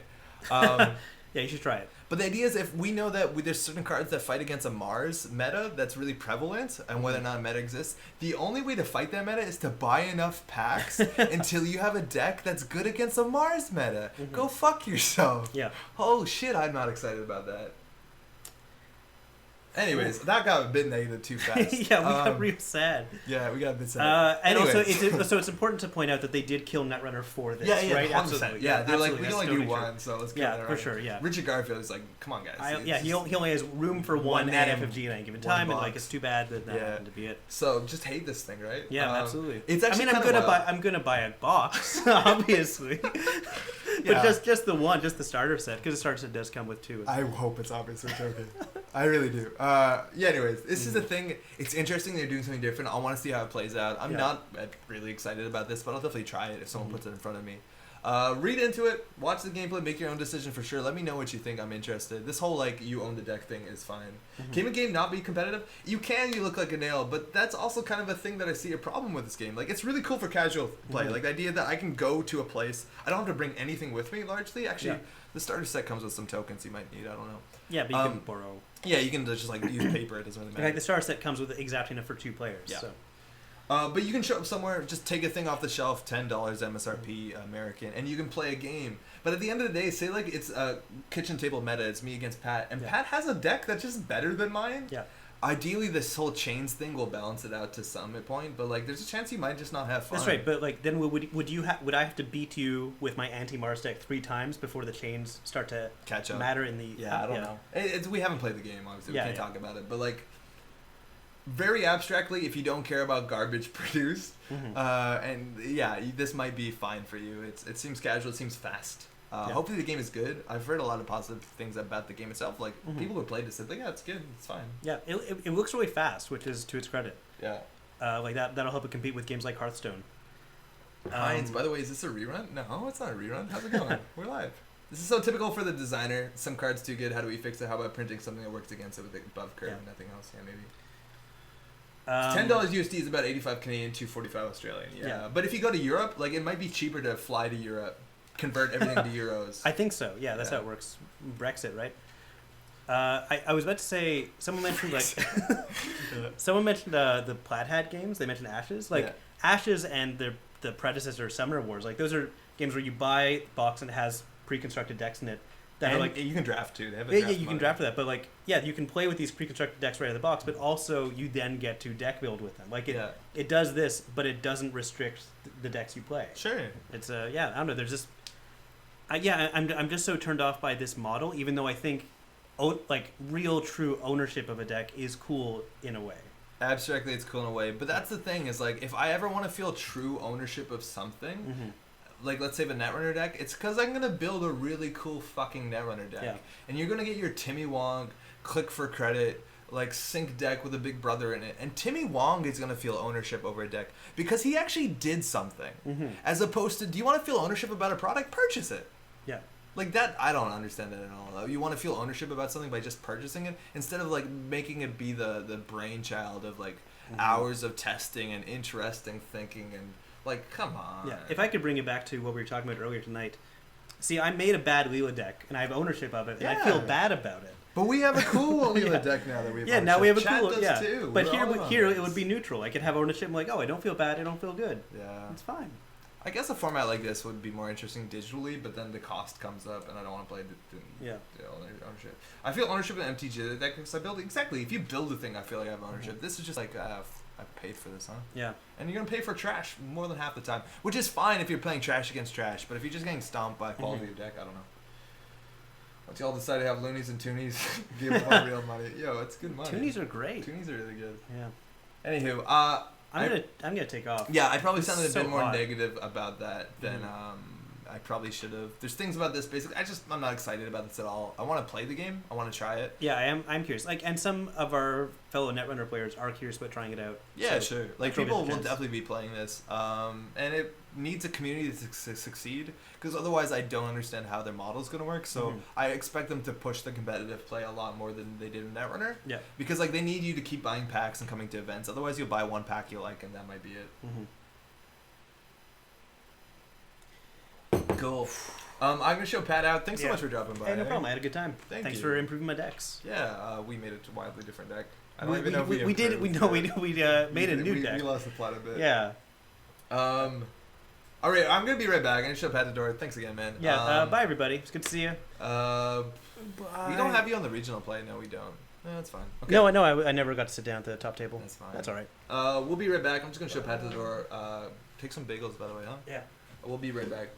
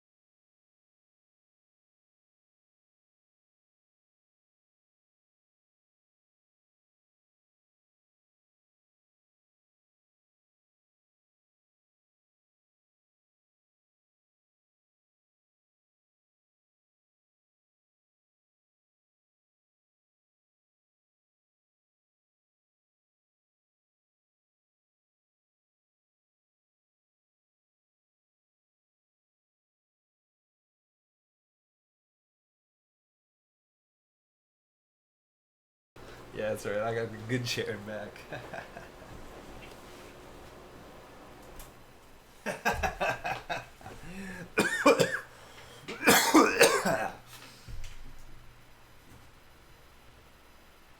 Hey, so much ball grid. How's it going? My name's Andre. Thanks for tuning in. I'm not actually this sweaty. I gotta set up the camera better. I get too close and it just like it's just too much light, you know. Oh, how's you all doing? Thanks for dropping by. We got a bit into this talking about KeyForge thing. A lot of people were talking in chat actually. A lot of names that I'm gonna have seen before. Marcus Schaefer, destroying the earth for this. I feel you there, huh? It's Uno, but with creatures. I think it's actually probably more interesting than that. It's definitely much more interesting than that. Playing in a league where you bid for which deck to play. That's, yeah, I think there's a bidding element in it. And again, like, I don't want to, like, research a bit more before you just listen to me and Pat, because there's some elements we're probably missing from this. The whole rule books is up. Like, you can download the PDF rule book. Interestingly enough, if I'm not mistaken, this rule book, I always check out what pronouns they use in rule books, and this one doesn't even use pronouns. It just says, like, the active player. Which is probably a better way of getting around things, I guess. Hey, Andre, how's it going? Sargnar, just dropping for 30 minutes on my lunch break. Where are you at? How do you have a lunch break now? You must be in Australia. China? Playing KeyForge would be great. We should play Saraswati. Someone told me how to say that. I think we're going to get one game in with the decklist of the week because of tradition. And then we can maybe have time for something? Yeah, KeyForge version of JNet, that's actually going to be a problem. And that's something I would assume that they actually will shut down. Like, I don't think they'll shut down jinteki.net. Maybe if somebody is coming up with something else. But I think for that, they actually might shut it down. Because it is, like, it removes the entire point of the game. Because you don't buy a card pool, right? This is Andy Levels, Derby Regional winning 7-0 deck. Jumon's cool. Australia's right. Oh, awesome. Awesome. Surasenar. That's not right, though. It's Saraswati. Surasenar. Imagine a league where you have 6 players and 6 decks, but you can bid handicap to get first pick of decks.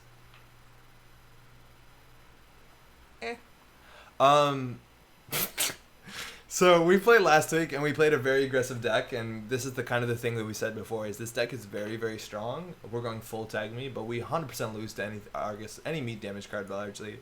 And this one's a bit interesting. It's running Doppelganger. I think the author said specifically Doppelganger should be, actually should be, what's the name of that one? A Paragon, but this was before, this was on jinteki.net, and they could not be asked to do it manually. Doppelganger does have some cute synergy when it comes to Apocalypse, but that's largely it. I don't think we need to play it. Differences here is we're not running Clan Vengeance, or Counter Surveillance, excuse me, which is a card that I actually think I played pretty poorly on stream last week. Because I always like waited for like a really good one, and this one actually runs Equivocation, which is a lot more aggressive, and it like closes the game out. A totally other legitimate option is you could just run Top Hat, and then like some shuffle effects. I don't know if there are enough on the runner side, but this is really scary. And of course we have Amakua. We also have Eater. Instead of Amina, we have Emaku and Fem, which is probably fine too. This makes sure the Apocalypse goes off, and anything that's trashed face down is just going to be left face down. Everything else is largely the same. We have one more Embezzle, which is pretty great. We have a single Legwork. We have 2 special orders. I think we're actually going to go change this Doppelganger to Paragon because it seems good, and we'll get some games in here. Hopefully they won't be against an Argus deck where we learn it. We'll lose on turn 2. Feels like a cash grab. They tell you nothing about the way it plays, only that it's made by popular designer. It plays on collectors and completionists and goes for a young audience. It substitutes building a good deck and adapting to what it play by having you just buy a random list. We have a good one. And I agree to some extent. I think they actually had no choice here besides talking about the new format more than about the game itself, because the new format is what's interesting, right? The game can still be good, but it's hard to sell a game like that. Like, I even think if you read up on like L5R, they don't like talk about the game mechanics that much. They assume that you played the game. But that being said, like, it's kind of exciting that they're doing something different. And it's also maybe opens us up to a entirely different demographic that wants to play card games but could not care more about deck building. And deck building is actually really overwhelming. Doppelganger is awesome, fight me. Well, I didn't change it, so I think you actually win this one. Triclon. You win that one. Please do not queue up with a Wayland kill deck. I'm reading the rulebook right now. I'm not confident. Let me know how it goes. I haven't read it yet. Alright, that's probably a fine matchup. Also, this card's way better than I thought it was, on the basis that it doesn't pay additional cost, so you siphon for 1 click, which is wild. That being said, this hand we can do better, and better we can do. That's really good. Also, Doppelganger works well with Bankroll. Best of luck, have. Alright, so they spam in some assets. They spam in them assets for sure. So we can trash Bankroll, run a bunch of these. A bunch of these will be agendas. If we ever hit an agenda, we can always just siphon them. We can also just siphon them right now, but then they just like pre-res stuff. Maybe this is not wrong, right? Yeah, Doppelganger does have synergy with White Hat, you're right. Or with Top Hat, excuse me. Unstoppable, you definitely don't show up to Liza with this deck because the outfit is a very competitive deck right now. There's no way you play this. You'll get stomped.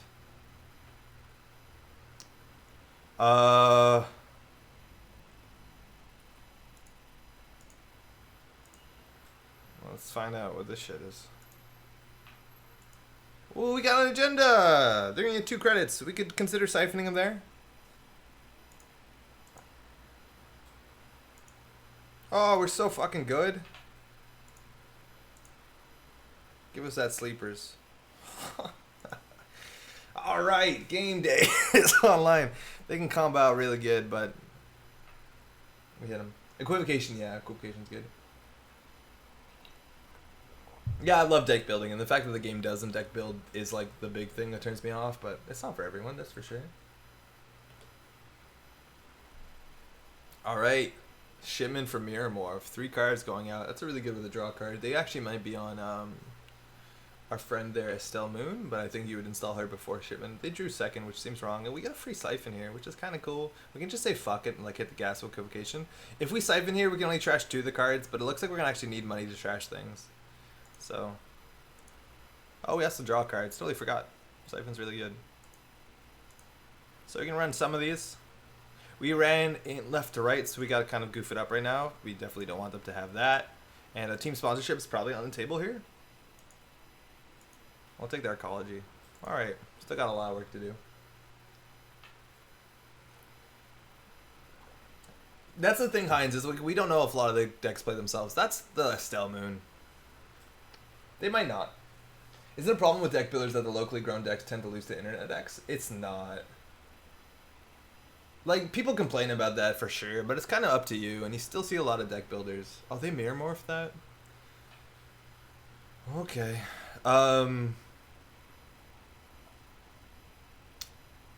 This is some full out acid spam. It looks like it's only 1/3s, so we definitely want to pop this before they do anything silly. There's actually a chance, though, one of these is something else. And I think we have to run that.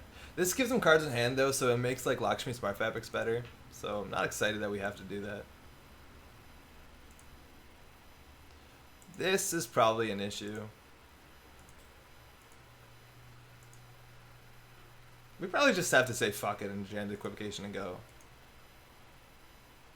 What's the chance that we just mill them? Breaker Bay Grid. Is that a problem? They played 2 shipments so far. I'm gonna say that's not a problem. Let them install res the calibration testing, which might be an issue. But we don't really have money here. I'm gonna go not problem. What's the chance they also not running ice? So this is a sponsorship. They're gonna score this, gonna reinstall calibration testing the res for free. They actually might be able to combo out here. Because this is also a big issue, because they get if they have 1 sponsorship, they can continually reinstall a calibration testing and res it for free. And that's actually an issue. If they can continue resing this for free, we're fucked. We might not have to trash that. My local meta is 85% people trying weird creative things. 5% people doing who really don't have a good idea what they're doing. Yeah, it depends on your meta, right? Like, our meta, or my meta, more specifically, was more wild for a long time, and then there was like a big turn. And you can see it on the channel to a large part too. Like, back in the day, we used to play a lot more wild, weird stuff. And then at some point, like, at least once enough people said, like, fuck it, I'm only playing the good stuff, a lot of other people were kind of forced to do that as well. Because it's not fun playing, like, a deck that has like a 5% win rate against something competitive. Ah, shit, we're going off again. So like that kind of did happen. Like there's games on this channel where we used to be like winning like game night kids playing like max chess decks and. Oh, I think we did goof. Okay, we'll just sit back and watch this happen. There's also a small chance we die to some brain rewiring stuff. Actually, they can't because they're playing the other one. Kevin, how's it going? Calibration Arella, the sponsorship with the grid is now a lot of these combos. Yeah, exactly. If they get all that stuff up, we lose. I think actually we lose. Oh no, it's just a sleepers. That's fine. Yeah, there's an infinite combo there. Oh man, they can really just go off. If we play a strike though, we're like, okay. Come down sometime.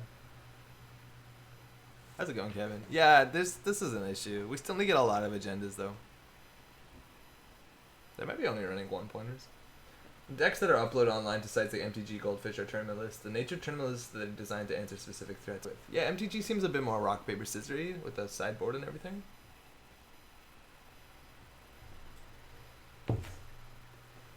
Deck for Friday Night Magic has to look different than a tournament because they're wider and facing a deck. That's kind of cool.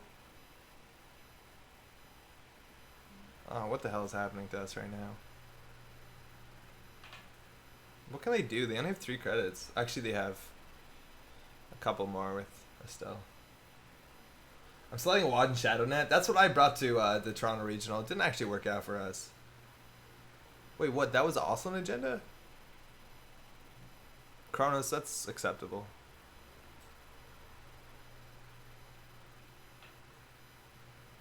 So that's calibration testing. On top of an unknown card. Alright, well we have to trash all of that for sure. I wish we had more money.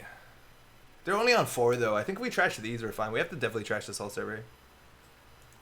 This actually didn't cost us anything. We'll run HQ first. I'll give us a credit, draw 2 cards. Hopefully we draw into Dirty Laundry. Actually, that doesn't even work. Hyperloop, okay. Then we can siphon and run this remote. That's actually a really good draw. Keep all the silver bullets up my sleeve. Yeah! That's why you play Isla. We can disassemble this server. With 2 credits, they can only score domestic from hand. And we only need 2 more agendas. Equivocation wins us next turn.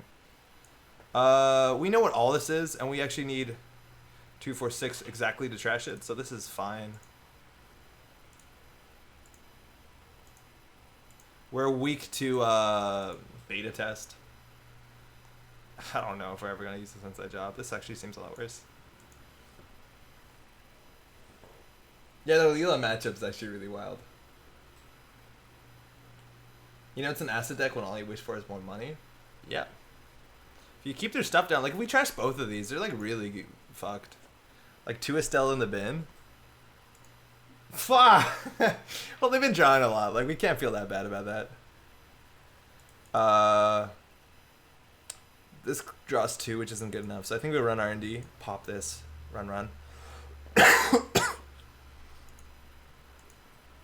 Bifrost Array puts us on game point.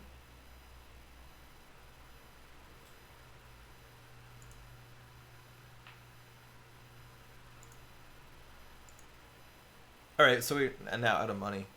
But one agenda wins. Like, we could have just ran R&D or HQ. Ah, that's it. Good game. I don't know how they were planning to win. They had a lot of work still to do. Goof math. Ah. Had a bigger combo. They might have been able to chain that combo. If they could have played another game changer, that'd probably be good, but...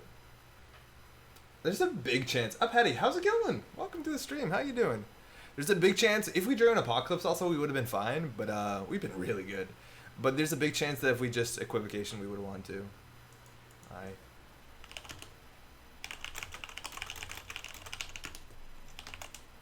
I don't think they're fully iceless. There's a chance that they're on Meridian. Probably not. Well, maybe actually. There's also a chance that they would be on Gatekeeper. Looks like it's full iceless. I ran a CI deck that scored 7 points in 1 turn. It's alive and well. If you want to watch some CI, we have some at the Montreal Regionals this weekend. There's some pretty compelling CI. There's actually a bunch of options. Some of the options are team sponsorship or actually calibration testing based. Other ones are construction construct. Hey, thanks. Thanks, you too. Andre, have you ever tried the new Legend of the Five Rings? I haven't. I'll be just honest, not that interested about it. The theming seems a bit weird. It seems like there's some cultural appropriation going on in there. And I've heard it's like a very deep, long game that you kind of have to grind out for a while. And if I want to play like a deep, strategic card game that like stresses the shit out of me, that's not Netrunner, I play Doomtown. Doomtown's a good game. My mistake was not trashing team sponsorships. Yeah, 100%. If you're playing against a CI combo deck, trash team sponsorships. Woo! We're actually favored in this matchup, I think. Alright. Okay, so this is PE, which can kill us. We do draw 2 cards a turn, which does mill us, but whenever we access with more cards in hand. Apocalypse is not good early game. Equivocation isn't really good early game. We really want to draw a Siphon. And we don't have Fairy. So it's going to be hard. What's this quote? As the bonsai blooms, watch your steps for the paddle, conceal sharp intent. That is a haiku. How important is Mr. Bones to trash those sponsorships? It's good. Bones is fine. Bones is definitely okay.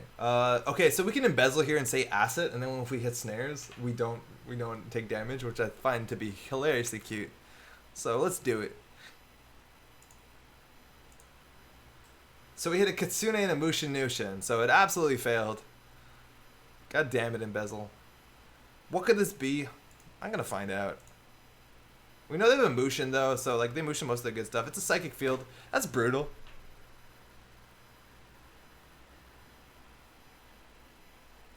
Appropriation? It's weird. It's because the people that are not making it, are making the game, are not from that region. So like you're having people that are creating things about a culture that, I don't know. Also, like, the art on the covers is always, like, a white person and, like, face paint. It's weird. Damn, we're good. I want to get the Eater down before we lose it. They're playing Kitsune. This Eater seems important. I've tried learning L5R while drunk. It didn't work, and now every time I see the game, my hangover comes back. Oh, man. Doomtown is fantastic. It's hard to find players for sure. It's not a very popular game. It's kind of coming back because it got like renewed through a different company, but it's really good. It's like, I can't say enough about Doomtown, how fun it is. Oh, I didn't see that deck on MRNDB. Okay, so this is easily can be a Kitsune. They iced it up. We can inside job it for sure. I think we always want to run HQ first, and then we can just inside job that. Actually, we need a bit more money if we need to trash something. We'll dirty laundry it. This card, we shouldn't be playing cards that don't matter. An IPO means that they're probably playing actually money cards. 3 damage means that we die to, like, we'll play a really short game if this is a Junebug. The other option is run Apocalypse, which loses our Eater, which is a bit unfortunate. I guess we have Amakua, actually, now that I mention it. We want to make him spend a bit of money. 2, 3, 4, 5, 6. So we can draw once and inside job it pretty safely. If we get 3 net damage, brain damage, it sucks. Is Bluff Element big in Doomtown? Yeah, largely is. Oh. Okay. Doomtown is really cool. It's a location-based game where you play like characters are called dudes, and then you try to get control of the town, and it's like it really does the Wild West thing well, where combat in the game, mind you, every card that you put in your deck not only has like a location or a dude or an event or something on it, but also has a suit and a number, like it's a standard playing card, and every like shootout actually happens by playing poker, and it's wild because your deck can have more than 4 copies of the same suit and color, so it gets pretty crazy. But basically, like, shootouts are kind of wild and unpredictable because it's about poker based and you can help your hand and do stuff like that. So you get this like really strong element. What did they just do? Add 4 cards? Holy shit. Let's see if I fixed it. Which is like really cool because it adds this like real tension element where you have 2 people standing on the other side of the street and they're both hoping that a shootout doesn't happen because it's terrifying. I'm surprised I've been seeing more of these shell game decks moving R and R Jinteki. Yeah. I haven't seen any Saraswati yet. I'm not trying to start anything here, but isn't the kabuki face paint what is Japanese aggregations actually wore? Yeah, it's not kabuki face paint. Like, it seems like I don't know. I'm not, like, I don't know enough to get into it too deep, but other people can talk more intelligently about this. But like I see it, like, I don't know. This is not an Asian person. This is like a white person with just face paint. Like, if you're going to portray their culture, at least show their people doing it. That's weird. Deadlands is what Doomtown's based off of. So they motion this. They put a paywall. I don't give a shit about how much money they have. If they have 3, that's scary enough. If we run HQ, we can draw a double, and we can run this largely. What if we hit? We can shuffle a card into our hand.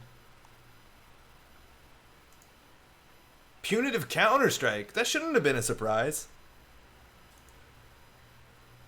That makes sense with this. So if we embezzle and hit the operation, it's huge for us, and then we can also play our sure gamble. Does it do zombies and mystical stuff? Yes. One of the factions is like the circus that's like undead stuff. They have like a shamanic mystical, and they also just have like magic. Yeah, it's good. Look into it. It's cool. That game also has some cool representation of immigrants that are in their own like downtrodden clan. Operation. Woo! We hit double punitive. Woof. We hit double punitive and gained 8. They literally just lost all their teeth. My cards. Oh, man. Oh, man. And we can steal this. Oh, that's good. And they can't even punitive us. We lost a lot of good cards, but what's on game point? They're playing only 3-pointers. Was it punitive and hedge fund? Oh, do we die? I thought I hit 2 punitives. I was pretty sure I hit 2 punitives. Oh, it's this punitive and hedge fund.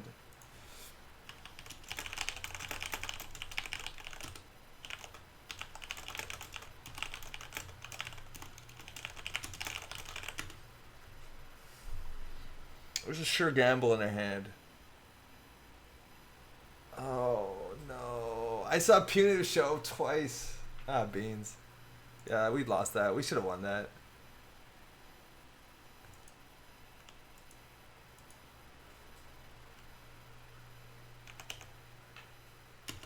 Yeah, we should have lost that. That's a total misplay. I thought we had 2 punitives. The chance of them having a third and money was like very low. That sucked. I feel bad about that. Alright, whatever.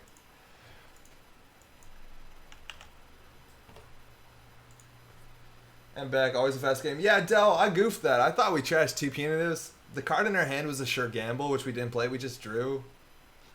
Definitely misplayed that. Have you played any Nat, Andre? Any ideas of what could be done with him? We played Nat on this channel before, and it's actually one of the most frustrating streams I think I did in a while. The whole no hand size thing is like pretty not great. It just limits your options and doesn't give you that much raw power. A credit to turn isn't that great compared to like any of the other options. I also don't think it's a fun thing to have fewer cards in your hand. Like, it's fine to play a deck that's not the best deck, even if it's fun, and I don't love it. I saw a lot of punitive Nat in Toronto, and basically what people were doing was just playing 3 Clan Vengeance and 3 Respirosites and 3-0. Like, you know, just absolute hand destruction spam. And Nat fired like twice in 2 games that I played. They're just playing it because it's a 40 card deck, so it's consistent. So, I don't think Nat does anything in particular. Anything Nat does, anybody else can do better. Like, a credit to turn is just not worth playing. The 40 card deck is by far the best part, so anything that needs a 40 card deck is fine. Galangun, how's it going? What you showed is a woman from the Doji clan as they paint their face and dye their hair. It looks Western. I really enjoyed the theme of Hellfire. I am Asian. Yeah, that's like, hey, anybody else can like it. I'm not trying to say that. I don't know enough about the lore too. It's like, I'm not talking very confidently about this, whether it's wrong or not. But I would not feel comfortable, I think, in a lot of places playing that. And someone would be like, what's this about? And be like, oh, this is a culture I don't know about that it's made by other people that don't do the thing. I don't know. It's a personal thing, right? Haven't tried the game yet, though. Doomtown has that to a bit, too. Like, one of the clans it's like all Native American people, First Nations people. And, like, a bit of it is stereotypical, for sure. But they also, clearly, those people did not have a representation in this game, and someone else made it, so... I don't know. I saw Safety First Nat one time, which is fascinating. That seems cool. You need to play with 2 cards left in your hand, but Safety First is a draw a card a turn. Yeah, whatever floats your boat. Exactly, right? Like, I don't... If you enjoy L5R, power to you. I know a lot of people still like that game. I just don't think it's for me. Hey, Coca. Alright, fast advance. We gotta go fast. None of these cards are what we want. We want to get down our multi-axis. They can try to keep up. We make billions in blink of an eye. We were bitten once, but now is no time to be shy. Bitten once, mind you, is Flashpoint Cycle. Not like in terms of cards, but in terms of the theme. This hand's also pretty bad. The legwork's nice to have. How's regionals? Great. Got to do a live stream. Had a great time. Curious about now, but not enough hours a day for testing. Yeah, I don't know. It doesn't seem like a very exciting ability. There's also a lot of these Titan decks are running kill. I've seen a lot of them now run damage, just to like play Economic Warfare Hardening News. So there actually might be a really short game here. Oh, man, that other one we should have had. I think I want to check one of these. When I finally get a day off, I'll have to binge this stream. We got an Archer. No real surprise here. We could Siphon, but it's pretty bad when they have assets that they can res. If there's any time to play this Doppelganger, it's right now. Yeah, let's see how it goes. I don't think it's right in this matchup because credits matter, and these are generally 4 credits to trash each. See what they are. Curious about that. Oh, excuse me. I really like L5R RPG. Yeah, I think they announced more RPG stuff. It's an Arms Factory. They can have that. Never played the old CCG, but didn't like the new one. The illustrations and design, though. I almost bought a box just to have it. It's so pretty. That's another illegal arms. So if they res both of those, we can kind of go for them. Gaining a credit here would be fine. We could also just draw. I think our hand is good enough. And I think they mulligan, so they might have an agenda in HQ. Whatever. Go for another shot. Biotic, okay. So, less likely to kill, still likely to kill. Starting Atlas with Ronin as a backup kill goes well if you're Ardenite Biotic Dedication. That's actually really cool. Okay, they got the Atlas. Archer is online. We know Biotic in their hand, that's it. This drew another card though, so legwork has some value, but we want to legwork a lot of times after they pull an Atlas counter. We'll just run HQ here. They can't duck the Siphon, which is really good, and we can duck and trash this. They can res this to 3, but we're going to get them down to 0 credits. Yeah, we're going to doof them for sure. That's the doof. We get a free run. Doppelganger. I don't know if they want to res these. Trying Lamb Morningstar Surfer out of Nat. Yeah, I think Lamb and Nat's really strong. They actually res both of them. We want to go trash one of these. Oh, we have another one? So we can run server 1, get a bad pub, trash this. That makes this one other easier to trash. We don't want to have them any money. Like, I'll actually spend time to trash all of these, because if they click for credits, they can't ice HQ, and we can doof them again. So now we have 2 credits. We can trash this to go down to 0, which is fine, because we can recover. But if they have no money, the only play they have is Audacity and click for credits. Doppelganger, I hardly know. Oh, boy. We have 3 bad pub, which seems really good if we have Amaku on the table, which we don't yet. This is fine. Inside Job is great because they have an Archer and we know it. This Fem we can't play anytime soon until we draw our other breaker. I want to get an Amakua down. That'll get through most of our problems. This card will be good eventually. We're on 1 credit. New L5R RCG slower times. Yeah, it's apparently a much slower game, which if you like that sort of like tactical drawn out thing, but like I think chess is faster than it. Yeah, they're feeling that dude for sure. I'm sure there's a lesson here about icing HQ against Crim again, but like, yeah, well, they iced R&D. Still bad at the game. This is how you learn. This is how you learn, though. So now they iced HQ. We think we poke it. They can only res Ice Wall, Merumati, Bailiff. We have a lot of bad pub. We actually maybe want a special order of breaker, but we can't do it yet. And we want to get a tag so we can power up the Mars. Hit that Biotic. Ooh. That's spicy. Free runs. We can trash most things we access. This is good. This is working out for us. Yeah, we'll trash here. We can get more accesses or we can just like credit up. Crediting up actually is going to be important because like, no. Get your accesses against...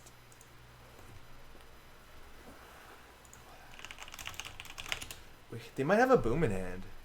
They drew 1 card we didn't know, and they are trying to kill us. And it looks like they might be on boom. Yeah, exclamation mark is right. That was a good run. Oh man, they could be on Archive Memories. It's pretty good with Biotic. It sets up for the next turn. But like shit, we have to go aggressively. And aggressively is how we're gonna go. Hedge fund. They can't play that next turn. That seems acceptable. Actually, I kind of like that Fem, because we can Fem HQ and go to Siphon Town. I've heard good things about Siphon Town. Oh, I'm going to feel bad throwing this out. That might be wrong.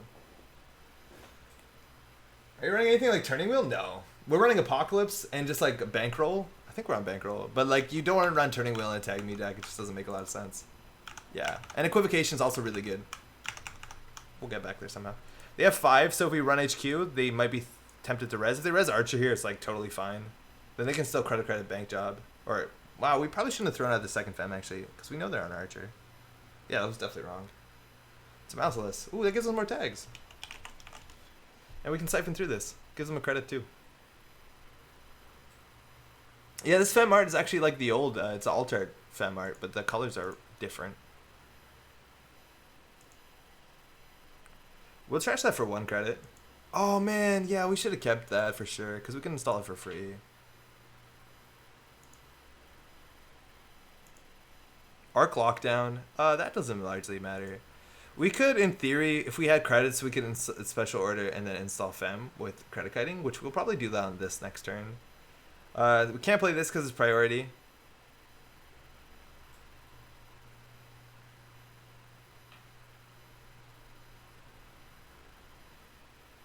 Fem is 9, right? So we're 1 click, 1 credit short.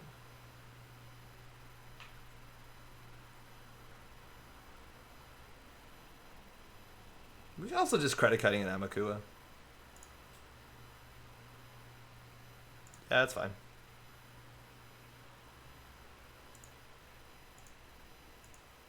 Let's go. Archer trashes those programs? It does. And they have one in hand too, and we don't have a Fem yet. But at least with this, it's going to be hard for them to protect. Like, here we siphon them straight. Like, that seems like a mistake that they did. Oh, we can't actually afford it. Oops. So we'll gain 6. I'll do the siphon. They can have a credit. Yeah, you don't click up to 5. Like, you need a hedge fund too. Oh, fired. Oh, the full color Frem from the World Champ deck. I don't think I've seen it.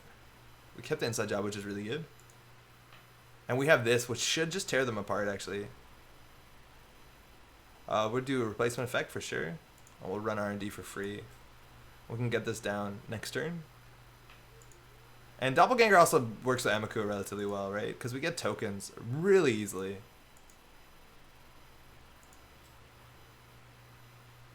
Actually could consider just running through this again. So what did they just draw? Archer again? They might want to slam onto HQ, but they've seen Siphon twice. Okay, so this could be Archer, which would trash 2 of our cards, which would be really bad. So I think we actually want to play around Archer and make sure we have 4 tokens first. So I'll actually run Archives.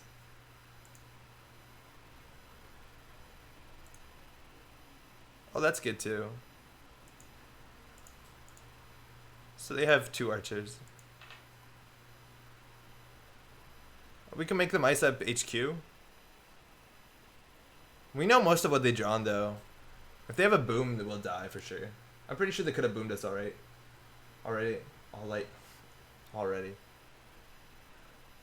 We can install this take 6. They might be tempted to trash it. We can also just run here twice. They could triple advance a Hortum, and they also could be on wrap, but it seems largely good. Also, now we run HQ for free. So this is much better than Sneak Door. I hope this puts pressure onto HQ, because we want to equivocate R&D and pull them apart. I think this is the first turn where we don't know where they draw, so if they draw a boom or archive, we lose. Alright, they're out of the rut. 6 is enough to get through anything, I think. So we're going to drop Equivocation. We're going to try and get them Atlases. And we break 3 subs for free. And we're going to see a lot of accesses here. Oh, we should have lies it for dedication. Yeah, they can draw that. We got an Atlas. Damn, we're good. This is our good Archer play. This is going to work out. Gave him a double biotic. That's kind of scary. We now know we can embezzle, and we know that they have operation. Why remove a tag? We didn't remove a tag, did we? I don't think we ever removed a tag. Did we goof? We want to keep going for sure, but we can embezzle and hit double biotic. Let's see what they have. We made them draw a preemptive and biotic, so this is actually pretty good.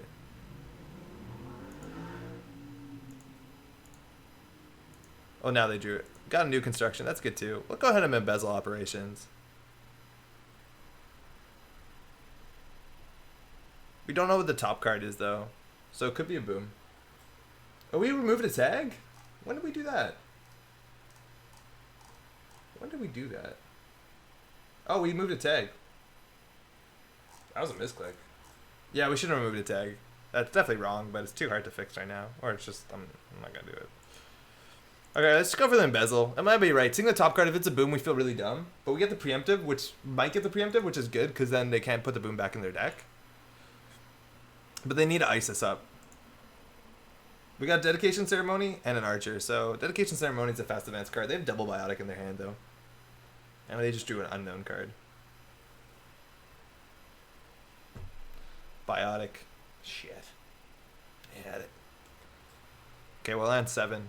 We might just win right here. And if they have an Atlas, we can't legwork them because we lost it. But we're going to see a lot of cards here. So hopefully we win. Looks like they're on food. Should always do Liza first. You can draw fast track. Got a dedication. Okay. Keep going. Boom. Yeah, we're going to see a lot of cards here. And they actually might be able to win. If they have Biotic Audacity, they can fast advance at a 4-2. If they have another Biotic, which I don't think they have.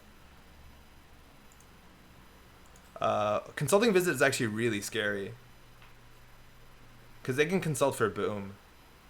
We have no way to shuffle that.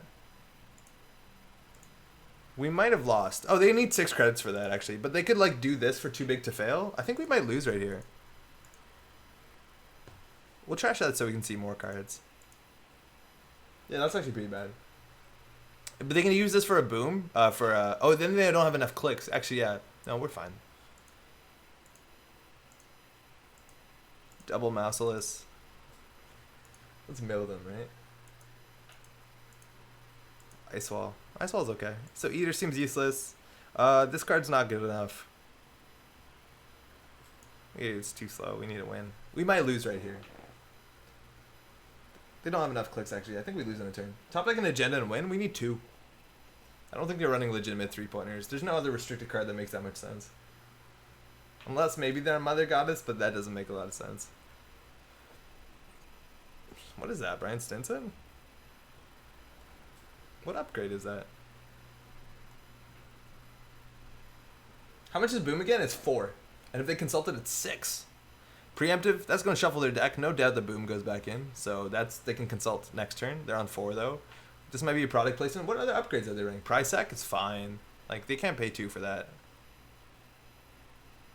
Mumbet Virtual Tour? They're blending enough assets it could be MVT. I don't know. Crisium? Actually, yeah, likely is Crisium if anything. But if they res it, they can't kill us next turn, so it's fine. We can trash it for 2 credits and run again. It turns off Doppelganger, sort of. But they don't res that. If they Alice it, it's for 4. Yeah, they would have Aliced it already, actually. Yeah, you're right. So it looks like they only have 1 boom. Archive Memories after they shuffled the boom away? It doesn't matter. We lose next turn.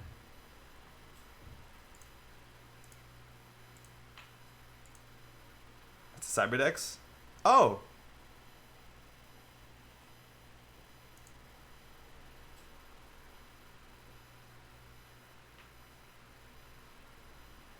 This is fine. Hit us with the Archer. Because we can always de-res it. Oh, it's just a Hortum. Oh, that's not meant to happen. So we run HQ, we shut it down, we keep running. Now they don't have enough credits to boom us. Like, I don't think they res that. We have to just not lose this to damage. Are you serious? For real? 1 in 7?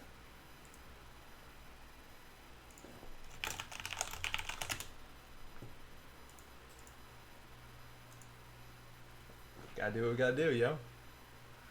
Yeah, it's pretty unlikely. Whatever, we just need to get our accesses. Putting that on 2 credits is good. Like, if they have 1 more credit, we're fucked. Actually, we should have thought about doing that before doing that.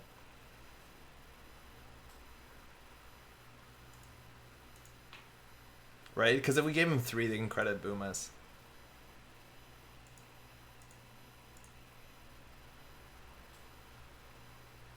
I don't want to do that because then it gives us an Amakua counter if we don't trash it. Yeah, why not use one of our 3 inside jobs is right. Oh, man. Fighting against a single copy of Boom, they're dedicating it. That does. Oh, that does matter, actually. Yeah, what are we doing? So we literally have no way through it besides the last Fem in our deck. I think we've lost this game. Damn.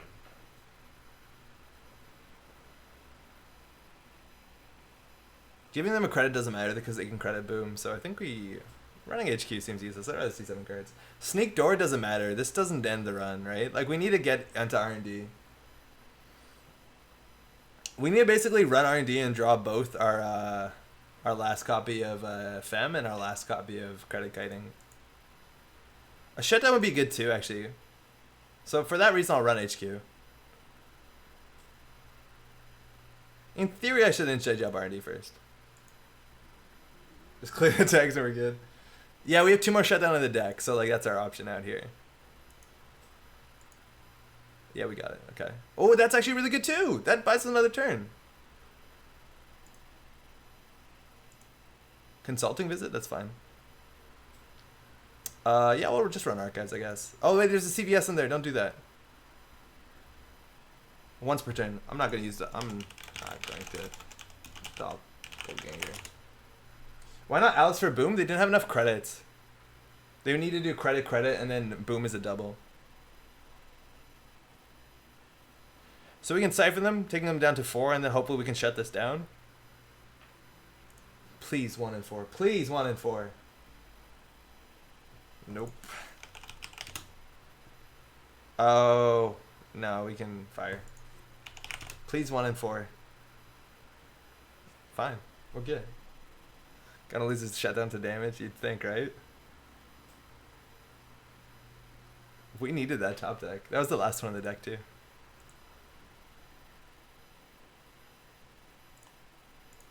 Let's go. Well, you want to play Netrunner? We'll play Netrunner. We know how to play Netrunner. They click for credits, they have no play. I'm drinking out of the bottle, right? Oh, man. We've fallen apart here. They actually might be burning agendas too. Like if we don't win on this turn, we run Archives last click. But we'll win on this turn. We're really good at this game. We're gonna see a lot of cards here. Equivocation, top card. Yeah, you can draw a nice wall. We'll trash that just so we see more cards. We also trash it for 1 credit, so it's fine. So far we've seen 2 cards this turn.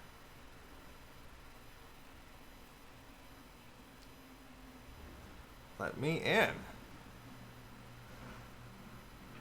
Just clarifying? Sure, what's up?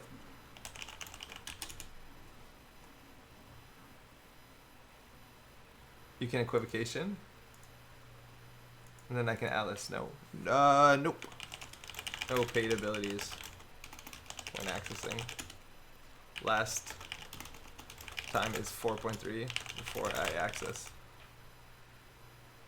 Oh, actually... Oh, yeah, totally then.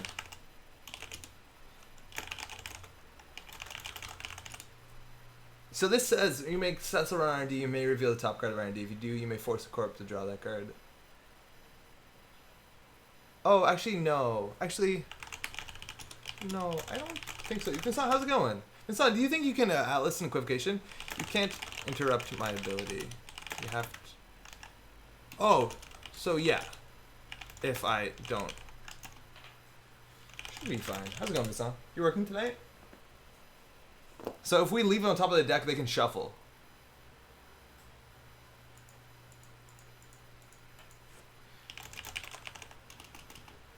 Oh no, for. Oh sweet. Working in 5 minutes. Okay. Apparently they can't use it. So we've seen 2 cards. They can draw Rashida. We've seen 4 cards.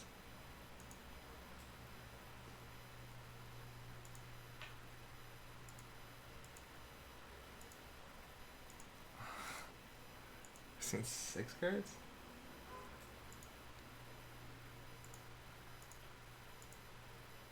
Okay, chat.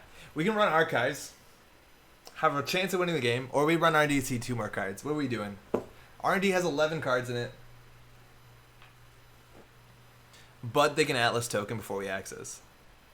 Archives has 10 cards in it. We know what a bunch of them that are trash. I think we run R&D.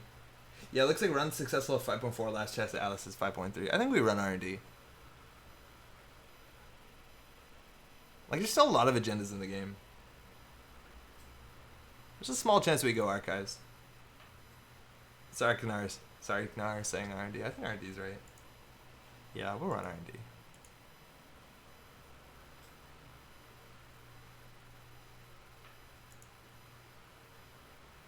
Successful run. 2 cards. They can use the Atlas token right now. Yeah, we also made trash boom, but they pulled a boom to hand, right? It's either boom or the agenda. There's only 1 hostile left. So they added boom to hand. So it's basically agenda or bust. I almost clicked yes. That is probably one of the few times Liza Bit wins against a boom deck. Whoa. That's one of the few times we beat a boom deck. We would 100% lose. 8 HPT though. I think in archives. Yeah, exactly. If we play a high profile target, we lose 100% of the time. The fact that we're on boom actually makes it difficult because they need an Alice token, 4 credits, 2 clicks, or 6 in consulting. In archives, no agendas. We made the right call. And it makes sense. Like, we were flooding them with garbage operations. Of course, they're not going to raise them. Wow, there's a lot of agendas left in the deck. Yeah, right? 2, 3, 4, 5, 6, 7, 8, 9, 10, 11. Like, 9 points and 9 cards. Wow. Wow.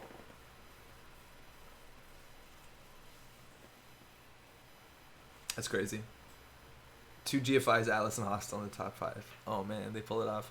I think they still pulled a boom, right? Yeah, they definitely still pulled a boom. Johnny Cats, how's it going? Nucleo Synth is raiding with a party of 10. What up? I don't know who that is. Can I raid back? Does that work? I don't know what the right That's us. That's a loop. Don't look into that. You actually get lost. How's it going? Unfortunately, what's up, Nucleo Synth and those raiding? How's it going? Thanks for dropping by. It's 11:54. It's 5 minutes to midnight. So raiding means the stream is ended. Can you raid midstream, or that's just like hosting? But you also okay. What does that even mean? You can raid somebody, and then you basically send all your people to that stream. It's like hosting, but it's a bit more fun. If there are 2, you can pull it on your turn and dilute agendas. You can Alice for boom if they only have 1 boom. Yeah, if you have 1 boom, right? Yeah, the people come over here. Pow Boss, how's it going? Finally in the right zone. Just want to say hi. How's it going? We're in the right time zone. Welcome, Pow. Unfortunately, this is the sign-off. It is 5 to midnight, so we're going to shut it down here. Had a long day today. I'm excited to get some rest. Should have been playing it. Yeah, hey, Coca-Cola, good game, eh? The high-profile target, we lose to that. I'm assuming you're on Pricks over by Andre. Thanks for dropping by, Sarkanar. I assume you're playing Hard-Hitting News, right? Squirrel, how's it going? Raid actively redirects viewers to the new page. Host just lays it over your page. Oh, whoa. So actually, it slipstreams them. It bounces them. Thanks for the raid, huh?